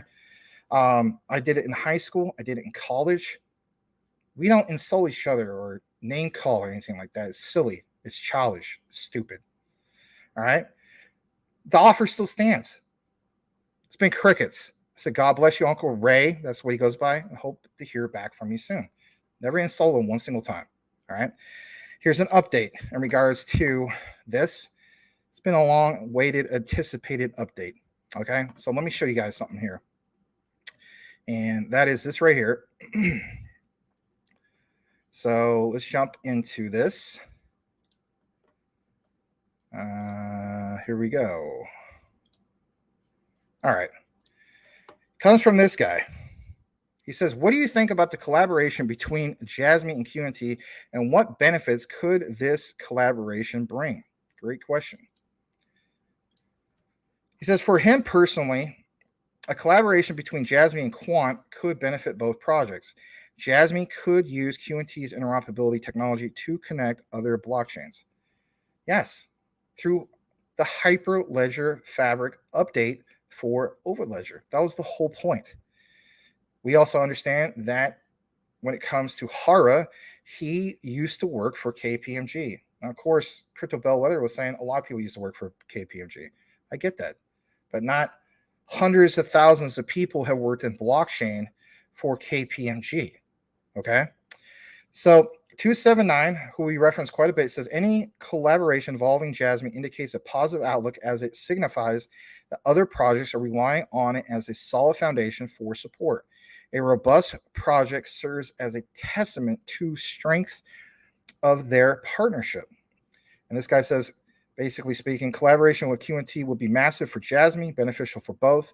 I was thinking about that today. Communication over QNT technology with, security with Jasmine Secure PC. Oh my gosh, yeah, like who wouldn't want that?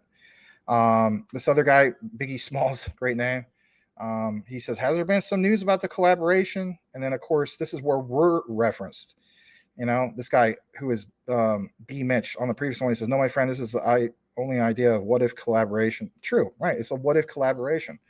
But understanding that with Quant's Overledger, with Hyperledger, that update gets the job done. And I even reference a few things more to it than just that, because, on the surface, that wouldn't be enough, would it not? I also reference the whole idea that Quant has basically put their stamp into Japan a few months back. And we also understand, if you've seen the deep dive video, you had XDC and so on, right? So there's some things there. So this guy, B. Mitch, he states, Crypto Talk Now has a video about a QNT Jasmine connection. Check his YouTube. Some of these people are like, yeah, I'll check it out. What do you think about the collaboration? This would be pretty cool, right? So here's an update in regards to this finally. And I finally got approval from Quant Papa. He basically says, just don't, you can't tag KPMG. I wasn't planning on tagging KPMG, but he was just like, all right, the info's out there. And, I guess he checked through his avenues. I don't know. He said it was, long story short, he said it's finally okay to share this. I'm so glad to finally be able to share this. I'm just being honest. It's kind of like one of those things, like, it's one thing to be told that you're a fool, and it's the other thing to know that you're not a fool and that you have confirmation on some of these things. So if you stuck around this long, let me just double check my time real quick because I want to make sure I'm good. Then I just want to state that I appreciate that you're here because I do want to share this with you. All right, so we're going to jump into this. So it's regards to QNT and KPMG. So it's not all three of them. Hopefully in the future, I'll be able to do something that would be all three, but I have to have confirmation on some of this stuff. At least I have this. So smash that like for some Jasmine, or let's face it, smash the like for some QNT and KPMG part 2, if you will. All right, so I'm going to show you guys this, and here we go. I get it kind of primed and ready to go for you guys. This is from research from Quant Papa. Can't thank him enough for providing this. He says connectors are the module components that handle interoperability with different DLTs and other systems. We know about all this stuff, but look what's shown at the bottom. It says, if you have a more bespoke requirement, you can create connectors for your own systems. The connector framework is modular and straightforward, but the very bottom, copyright Quant Network 2020, and states, plain as day, you can also work with Quant partners, name check Deloitte, we've talked about them before, PwC, and KPMG, to build connectors to your own specification. I guess I was just pulling it out of thin air, right? I guess I would just, like I said, you can't make this stuff up. And then he was like, well, you just did. Boom. There you go. I've been wanting to share this for a while. All right. A little bit more in regards to this. Here's another one from Quant, or from Quant Papa. The Quant team are en route to Switzerland to meet with our partners, KPMG, today. I guess I was just making that up too, as well, right?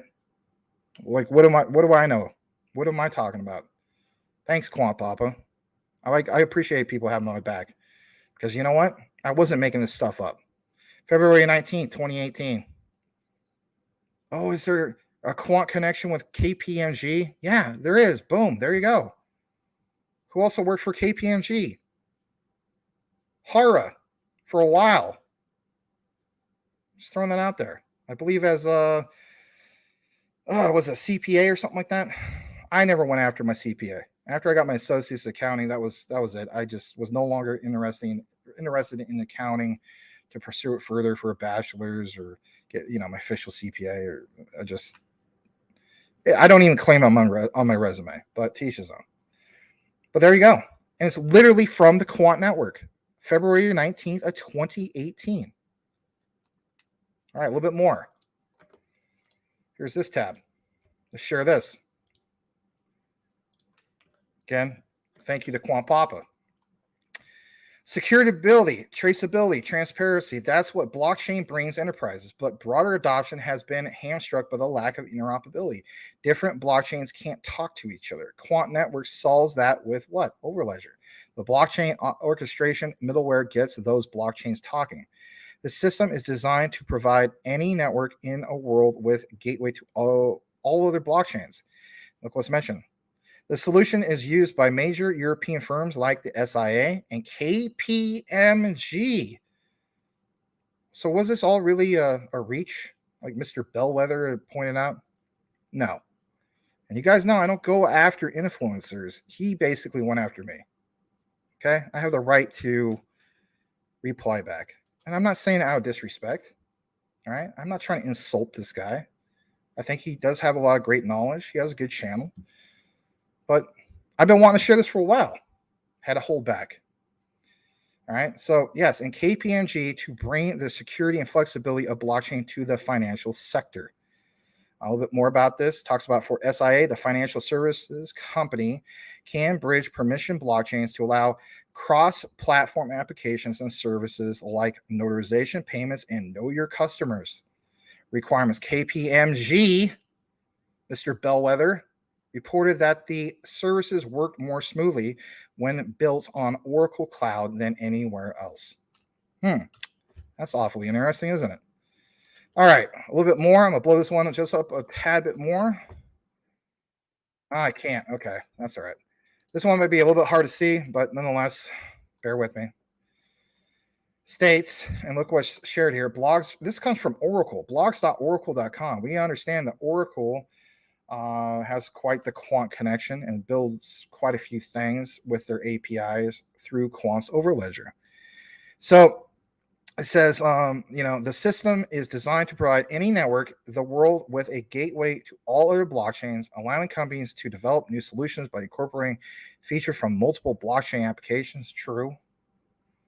The solution is used by major European firms like SIA, KPMG. I think I already read this, but this is just another key highlight. It's basically showing it came from Oracle. I think there might be just a tad bit more. Another reference. Gilbert Verdian. What is this? I don't know if he retweet this or this is from his cell phone or I don't know. But it's good stuff, right? Good research. It says Tim Cross, manager at KPMG UK, emerging giants team, helping start up and scale up companies too. And it gets chopped off there. So day 3 of Tech Innovator in the UK. We're in London. Good luck to all the companies pitching today at the London Heat for the KPMG UK Tech Innovator UK competition. I guess Gilbert Verdian originally took a screenshot of this. I don't know. Just a tad bit more, and I can't blow this part up, unfortunately. Because, it was sent from Quad Papa, and, sometimes if you do a thread, then you can blow it up a different way, but if you do it this way, you can't. So I apologize. So this is a while back. This also was originally, I guess, on the Quant website. This was pulled off.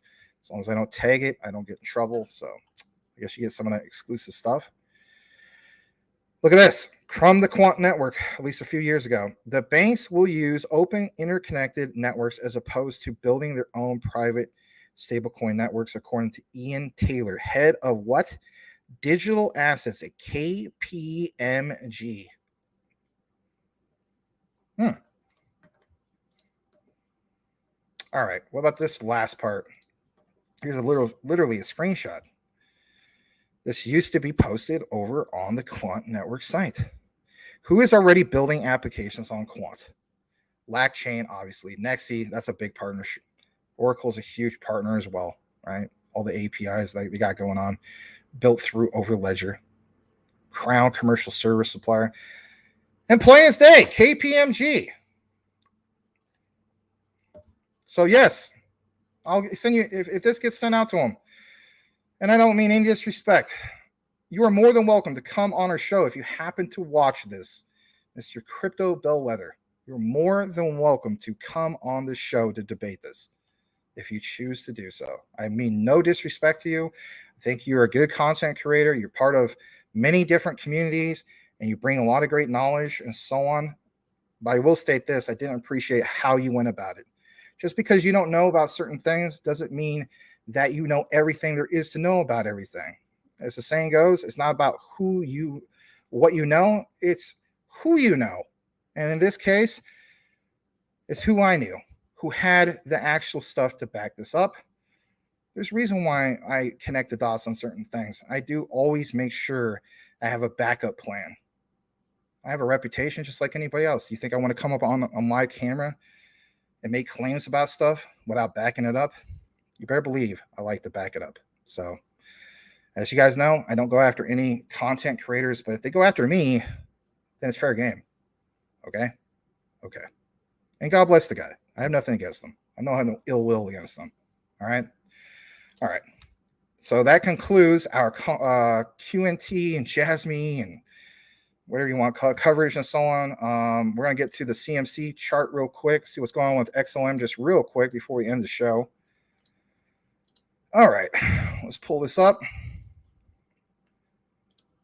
And here we go. All right. So we see here that today's cryptocurrency prices by a market cap, 1.21 trillion. And like you guys point out earlier, like, man, Stellar. Man, look at it. Not too bad. Still doing pretty well on the average for the day. 81% up for the week. H-bar is doing really well. You know, if anything, on the 1 hour, starting to do something. So good stuff. Glad to see it. Trending, XRP is still trending number 2 right now. If you're in greed index, shows that we're at 56 neutral. Maybe, who knows? Maybe after FedNow, maybe that increases into the 60s. We'll have to find out. So either way, glad to be here with you guys. That is going to conclude our coverage for the day. I do want to state this real quick. Please check out, not that right there, because we're done talking about that. Nobody wants to hear about that anymore. I don't know. Maybe some people don't even like me mentioning it, but in reality, you know, I'm not the one that went around trying to, as the saying goes, doing, shots fired. I kind of mind my own business, but if somebody wants to, anyway, enough about that. All right. So the chopped up video from the live is there. It was posted 3 hours ago if you want to take a look at it.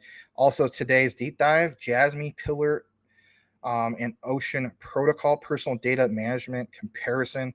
Again, it's a comparison of all three. It's a little time consuming, but it's a fair breakdown. And at the, if you're the type of guy who just want to jump into the end to see like what the last nitty gritty part, I have a little, I don't know what you want to call it, like a Word document I blew up and I wrote it all down with the research of the actual side-by-side comparisons. But nonetheless, I give you background about Pillar.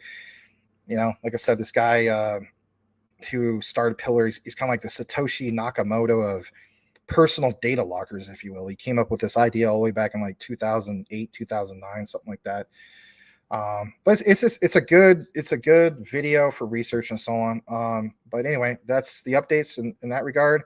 The next one I will be uploading is regards to a couple from Stellar, maybe the one I did tonight and the one I did a while back in regards to Chain, right?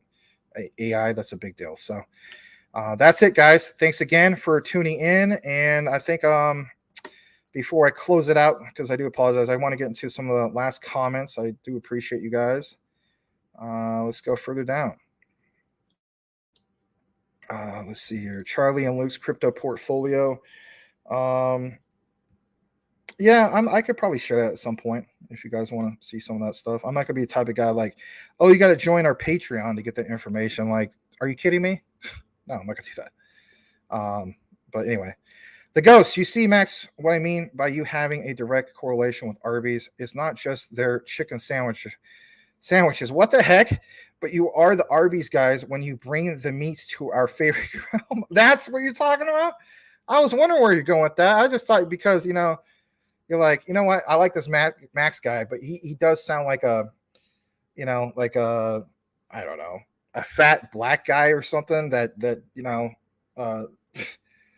that's not meant to be racist or anything, but I don't know what that guy looks like. He's the guy. He's a black guy. He does we have the meats. I mean, I don't know what else to say. But yeah, I guess I'm a fat black guy who that's what I used to think. Like I come across as that. What the heck? Now I understand finally what the heck you're talking about in that regard. You see, Max, what I mean? Oh yeah, yeah. That's funny. That's hilarious. All right. It means you secretly like Cosmos better. Oh, jeez. Cool cat. Let me ask you this, cool cat. If you're okay with sharing this, if you're still here, I don't know. Maybe you're like, screw you, Max. But if you're still here, I think last I checked, I think I'm at like 48 right now. So I'm at 48. It used to be over 50. I'm at 48 different cryptocurrencies are part of my portfolio. Okay.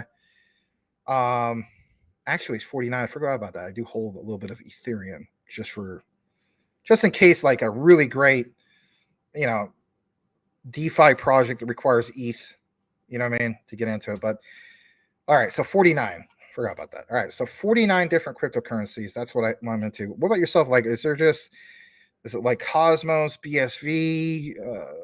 Are you still in ordinals? Is it like 5? Is it 10? And you just focus on that and, you just stack up on that? Or like, man, you're like Mike Cornwell, man, you freaking into like 200 or 300 different ones. I don't know. I'm just curious. You don't have to share it. It's all right. My Arby's sounds good, but I ate, I'm still good friends with my ex-girlfriend, right? God bless her, right? We're good friends, but she brought me some pork ribs because I overcooked my ribs on accident. I got distracted and I left them in for like an extra half an hour and they just kind of got dried out. And who wants to eat dried out ribs, right? So I was disappointed. And so she went to like some steakhouse. So she's like, hey, here's a half a rack of ribs. So I ate that earlier. And as much as Arby's sounds good, because Arby's always sounds good, it's like, I'm not hungry for any of it. So that'll help also with going to bed a little bit earlier tonight. So hopefully my ad for Marketplace is fixed. I have to check on that. I had to submit the thing. Squidward knows what I'm talking about. So, all right, let's go further down. Selmo Flood. Nobody beats those meats, like Max. He's squashing the beef with his content. God, that's hilarious. The way you said that. Squashing the beef. That's a great analogy. Welcome to Crypto Talk Now. Just like Arby's, we squash the beef because we got the meats and we squash it. So eating it, you squash the beef. I don't know. You don't want to know something, man? It's not in my nature to hate somebody. I don't hate Crypto Bellwether. I want people to understand. I don't hate the guy, to be honest. But I just I don't like when people want to obviously come after me on something that they think they know what they're talking about. And I'm sure. Even with that said, he'd be like, well, still see, you didn't do the thing about the Jasmine thing. Well, technically it did because I talked about, Hara with KPMG, but I guess if he was going to get technical, he could be like, this is a nothing burger, or I don't know, whatever.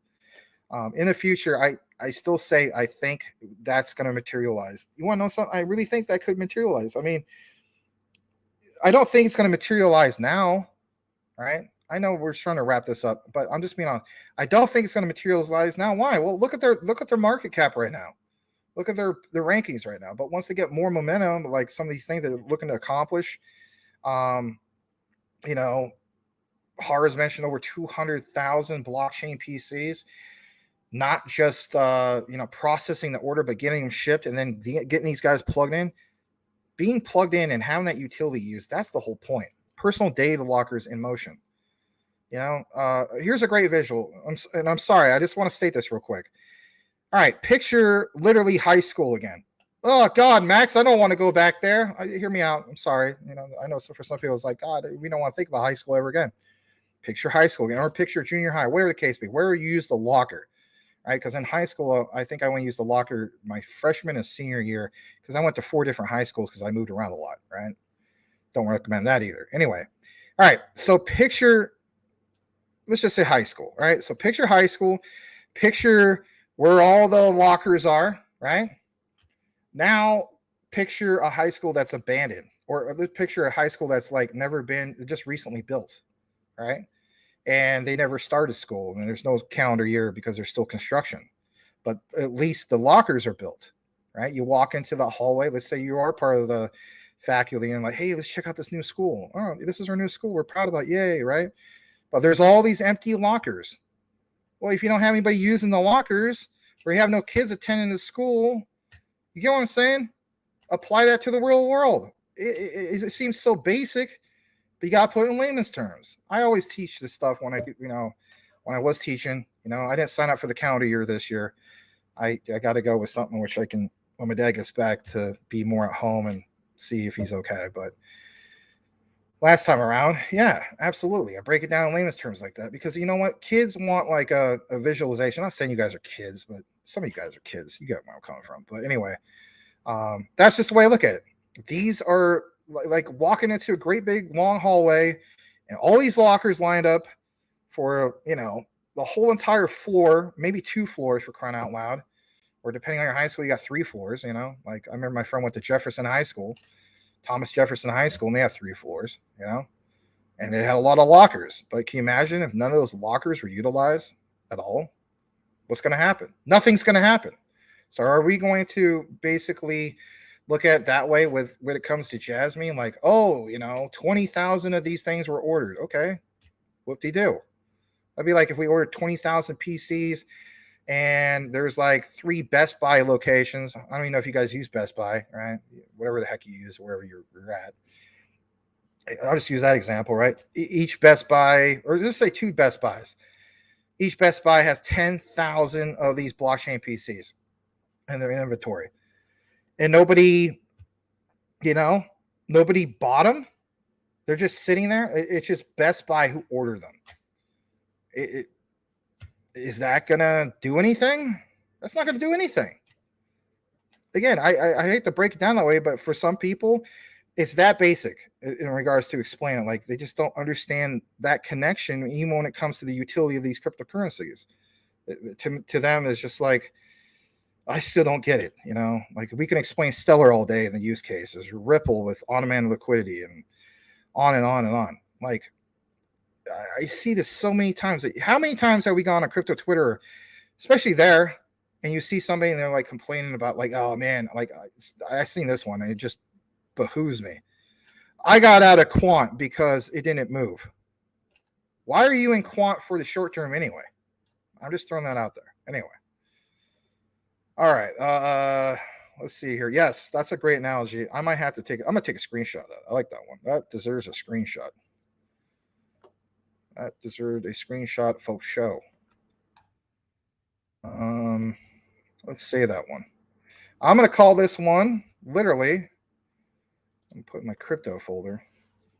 Arby's. We have the meat. LOL. There we go. That's been saved. All right. What else we got? They smoking the dope 420. I mean, basically the show's almost over, but anyway, I'm just reading a few more. Crypto Jedi, if I never had the time to welcome you, welcome. Hopefully you're still here. CTN, we have the meats, baby. Jeez. I will have to get going here soon because I don't want to get that late fee. Anyway, dude, Excellent is pumping up to 5 cents and 5 cents more. Okay. Welcome, Crypto Jedi. Meats you have. All right, I can't do much. I used to be able to do a little bit of a Yoda, but I can't do it no more. Yeah, I would say till at least then. I mean, if anything, I might not even sell it. I don't know. I mean, at some point, it's going to be a high, stable coin, right? Why not just get some passive income from it, Anyway, teaches on. Everybody's got to do what they got to do. I don't want you guys to think, well, I'm going to do exactly what Max is doing. Don't do that. You got to do what's best for you and for your family, for sure. FedNow is going live in 1 hour and 10 minutes, baby. Let's go. Yeah, that's crazy. You guys would love to see that like literally happen overnight. Wouldn't that be insane if we just saw that? We're like, hey, forget everything we just said, guys. Forget being millionaires a couple years. Let's just enjoy it right now. I get where you're coming from. If that happened, I mean, it'd just be crazy, right? Like, screw this, man. You guys, I'm going ham. Yeah. The ghost, Max, you were really filling in our gaps in our brains tonight. Oh, well, I hope so. Thanks, man. Hopefully you meant that in a good way. I don't know. XRP, XLM, HBAR, Max is a great teacher. Thanks, Brittany. You know what? If you were one of my students in class, like, I don't know. I would just appreciate you. There's this one girl. Her name is Layla. It's like the sweetest girl, right? She was, this was 5th grade. And she would always stay after class and she would help me out with like moving the chairs back. And like, I never told her she had to do that. And so we get these things, we call them like, basically, they're not Lobos bucks. What were we? My last school. Mustang bucks, I think it was. Anyway, and you use them as like, it's kind of like the school currency for kids where they could buy stuff. So I was like, you know what? This girl always helps out. So it was like fall break.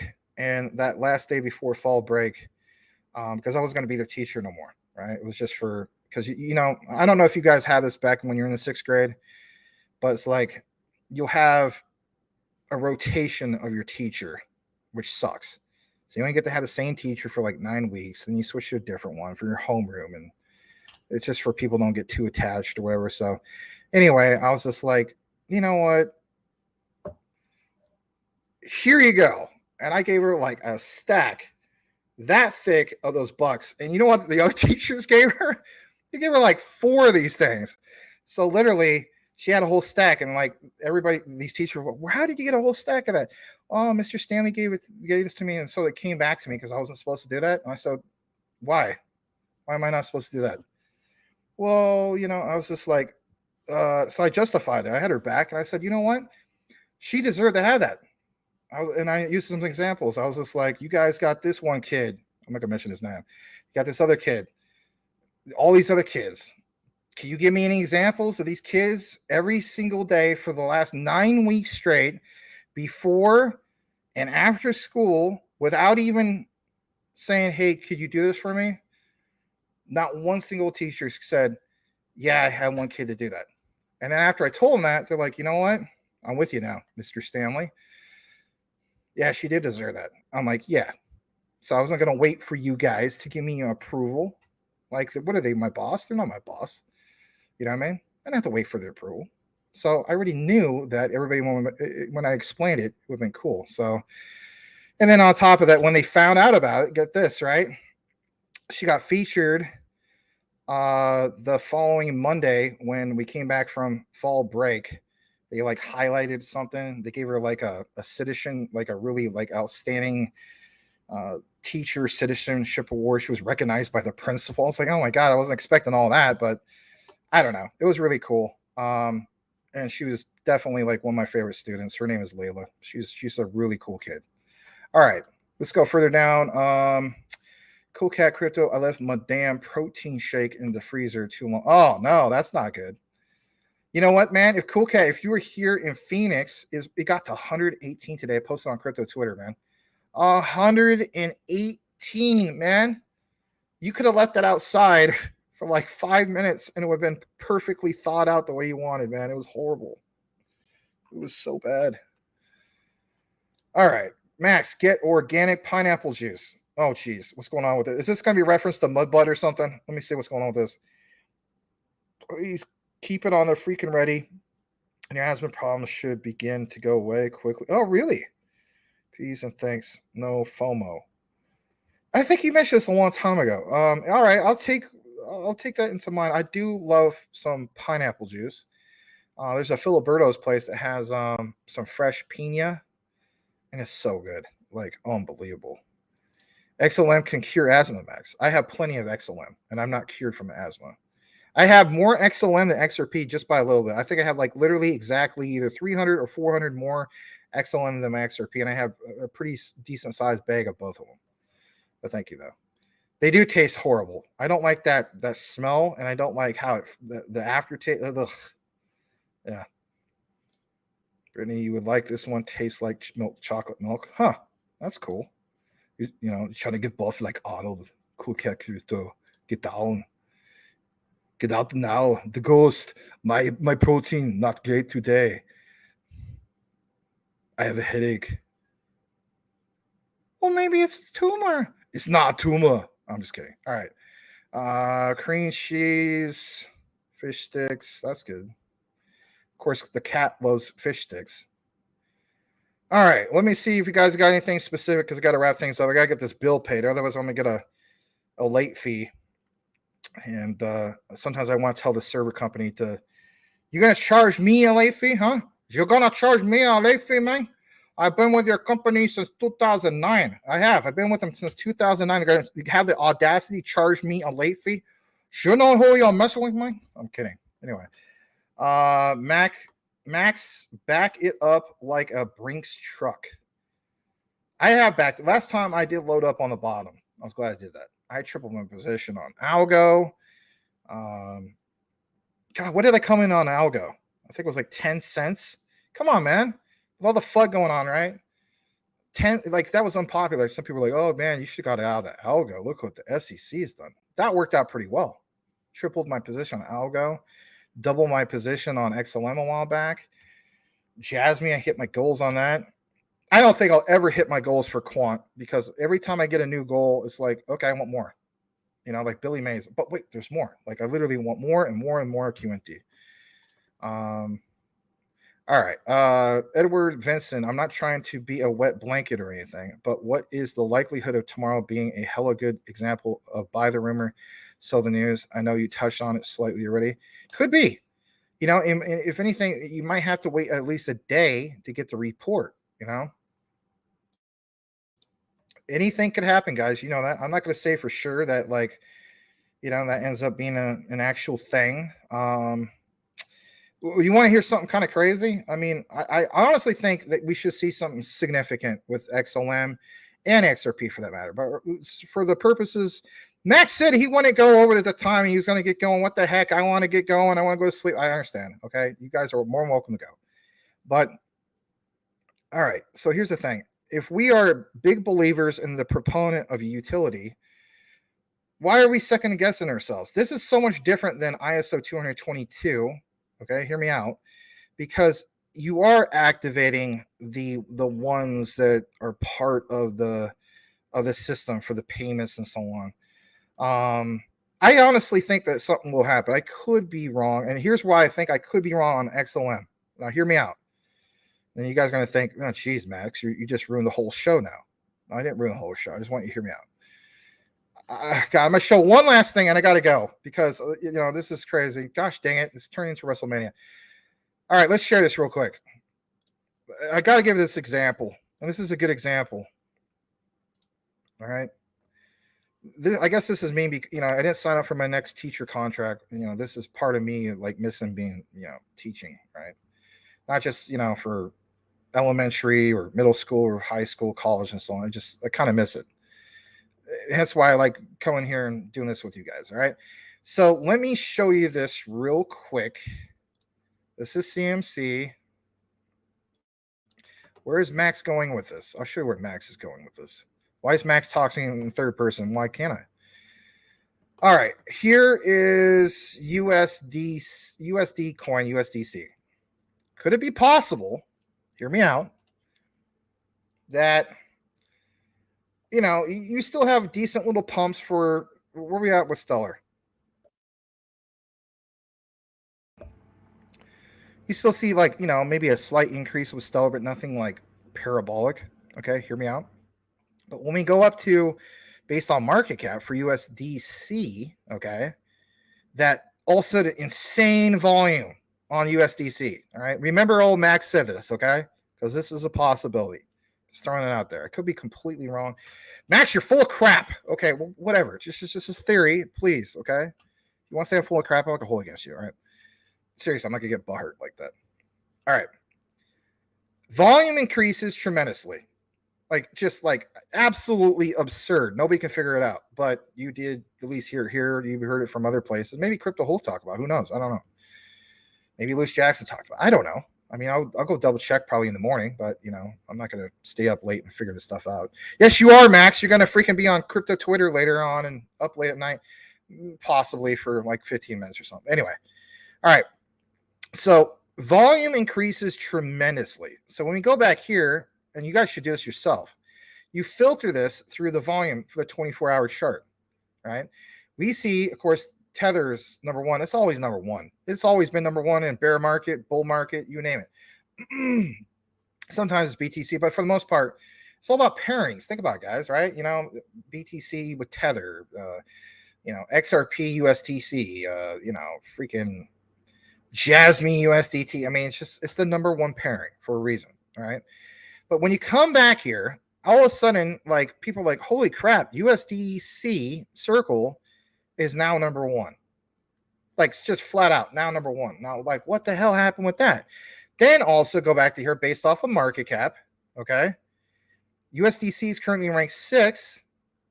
Well, the market cap dramatically increased because right now, as we speak, we're at a 27 billion. What was that? Yeah, that's billions because that's 369. Yeah, that's 26 billion. We're at 26 billion market cap. Now, maybe you guys don't even like me saying we're at 26 billion or 27 billion market cap because some of you guys are like, I'm Tether all the way or whatever. I'm just throwing it out as an example. I think we should pay attention to this. I think this might be an underlying factor that we should all pay attention to, because if this increases dramatically in market cap, then you will see this up on the rankings.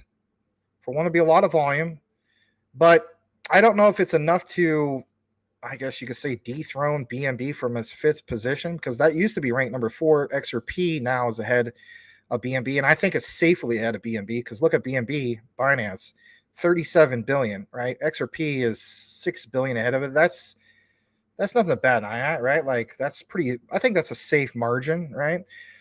But based off what I shared today, if FedNow, goes just gangbusters, does it happen in one night? I don't know. But, I mean, could it happen within a few days or a week? I think it could. And if it does, then you see USDC ahead of BNB, right? And then all you would have, if you think about this, right, is Bitcoin, Ethereum, and XRP, and then basically like 2 major stable coins that would round out the top 5. You don't think that sounds bullish in itself? And I have seen the reports basically stating that the volume for XRP has now surpassed BTC. So BTC has lost its dominance in regards to what, guys? Volume. Has it lost its dominance as far as, its position in BTC dominance just based off of market cap and price? I think you're also seeing a little bit of that. Even you guys, or who was it? Investor Place talked about that. So we'll have to pay attention to what happens tomorrow. And I'm sure some of you guys might even stay up late and you're obsessed over it. But we'll find out what's going to happen. But I just think that could be a possibility. But I just honestly think it's going to be a case of a little bit of both. Like, USDC increases, I wouldn't say somewhat dramatically, but, maybe like something to like at least focus on a little bit. And then Stellar, and of course, XRP. I mean, you're definitely seeing something going on as we speak, right now. I mean, but on these 1-hour charts, a lot of times we don't really pay attention to this stuff, or we should. But maybe way later tonight after the thing goes live, pay attention to the 1-hour chart, because I mean the 24-hour chart, I mean, that still represents the previous day. You want to see what's going on with these 1-hour charts when this thing goes live with FedNow. So. And that's another thing. I mean, does FedNow go live based off our time here in the United States? That would make sense, right? It's like FedNow should be, I don't know, was it midnight Eastern, which is 9 my time? So technically already gone live, but we don't know. We don't know. At least I don't know. Maybe you guys know. I don't know. I got to get going here soon because I got to get that ticket going through. I haven't tried using it. I got to check on a lot of things for my KuCoin though. That's a good question. Go says, "Hey Max, the intrinsic author of the Arby's kick." Oh, jeez. Pineapple juice does. Yeah. Man, one of my girlfriends from who broke up with me on 9/11. You imagine that? I'll never forget that. She used to be obsessed about pineapple juice. Anyway. All right. Let me see what we got. I think that's it. You're in extremely good shape. That's good, man. Unless you just mean that because you're a cat, but all right. I don't think there was anything else. I think that's it. So I got to give myself a little bit extra time. And if those guys from Cola Crossing try to say that Velocity / Cola Crossing try to say that basically I was late, I'll be like, nope. You guys are based off of Central Time, and I got it in just in time. So yeah. All right. Pretty decent show, right? Smash that like on your way out. Have a great night. I won't keep you any bit further. And no, there's not a bonus live stream. If there is, it's with you. Go check out the Crypto Jedi. Very great format that he has over there. You're gonna see Yoda, price prediction you have, cool cat crypto you are. I can't even do the voice anyway. But I can at least do a Cartman that says, Navi, you want to pet my kid? I see, puss. Those kind to the man. I'm gonna be rich. All right. I'll see you guys. Take it easy. Bye-bye.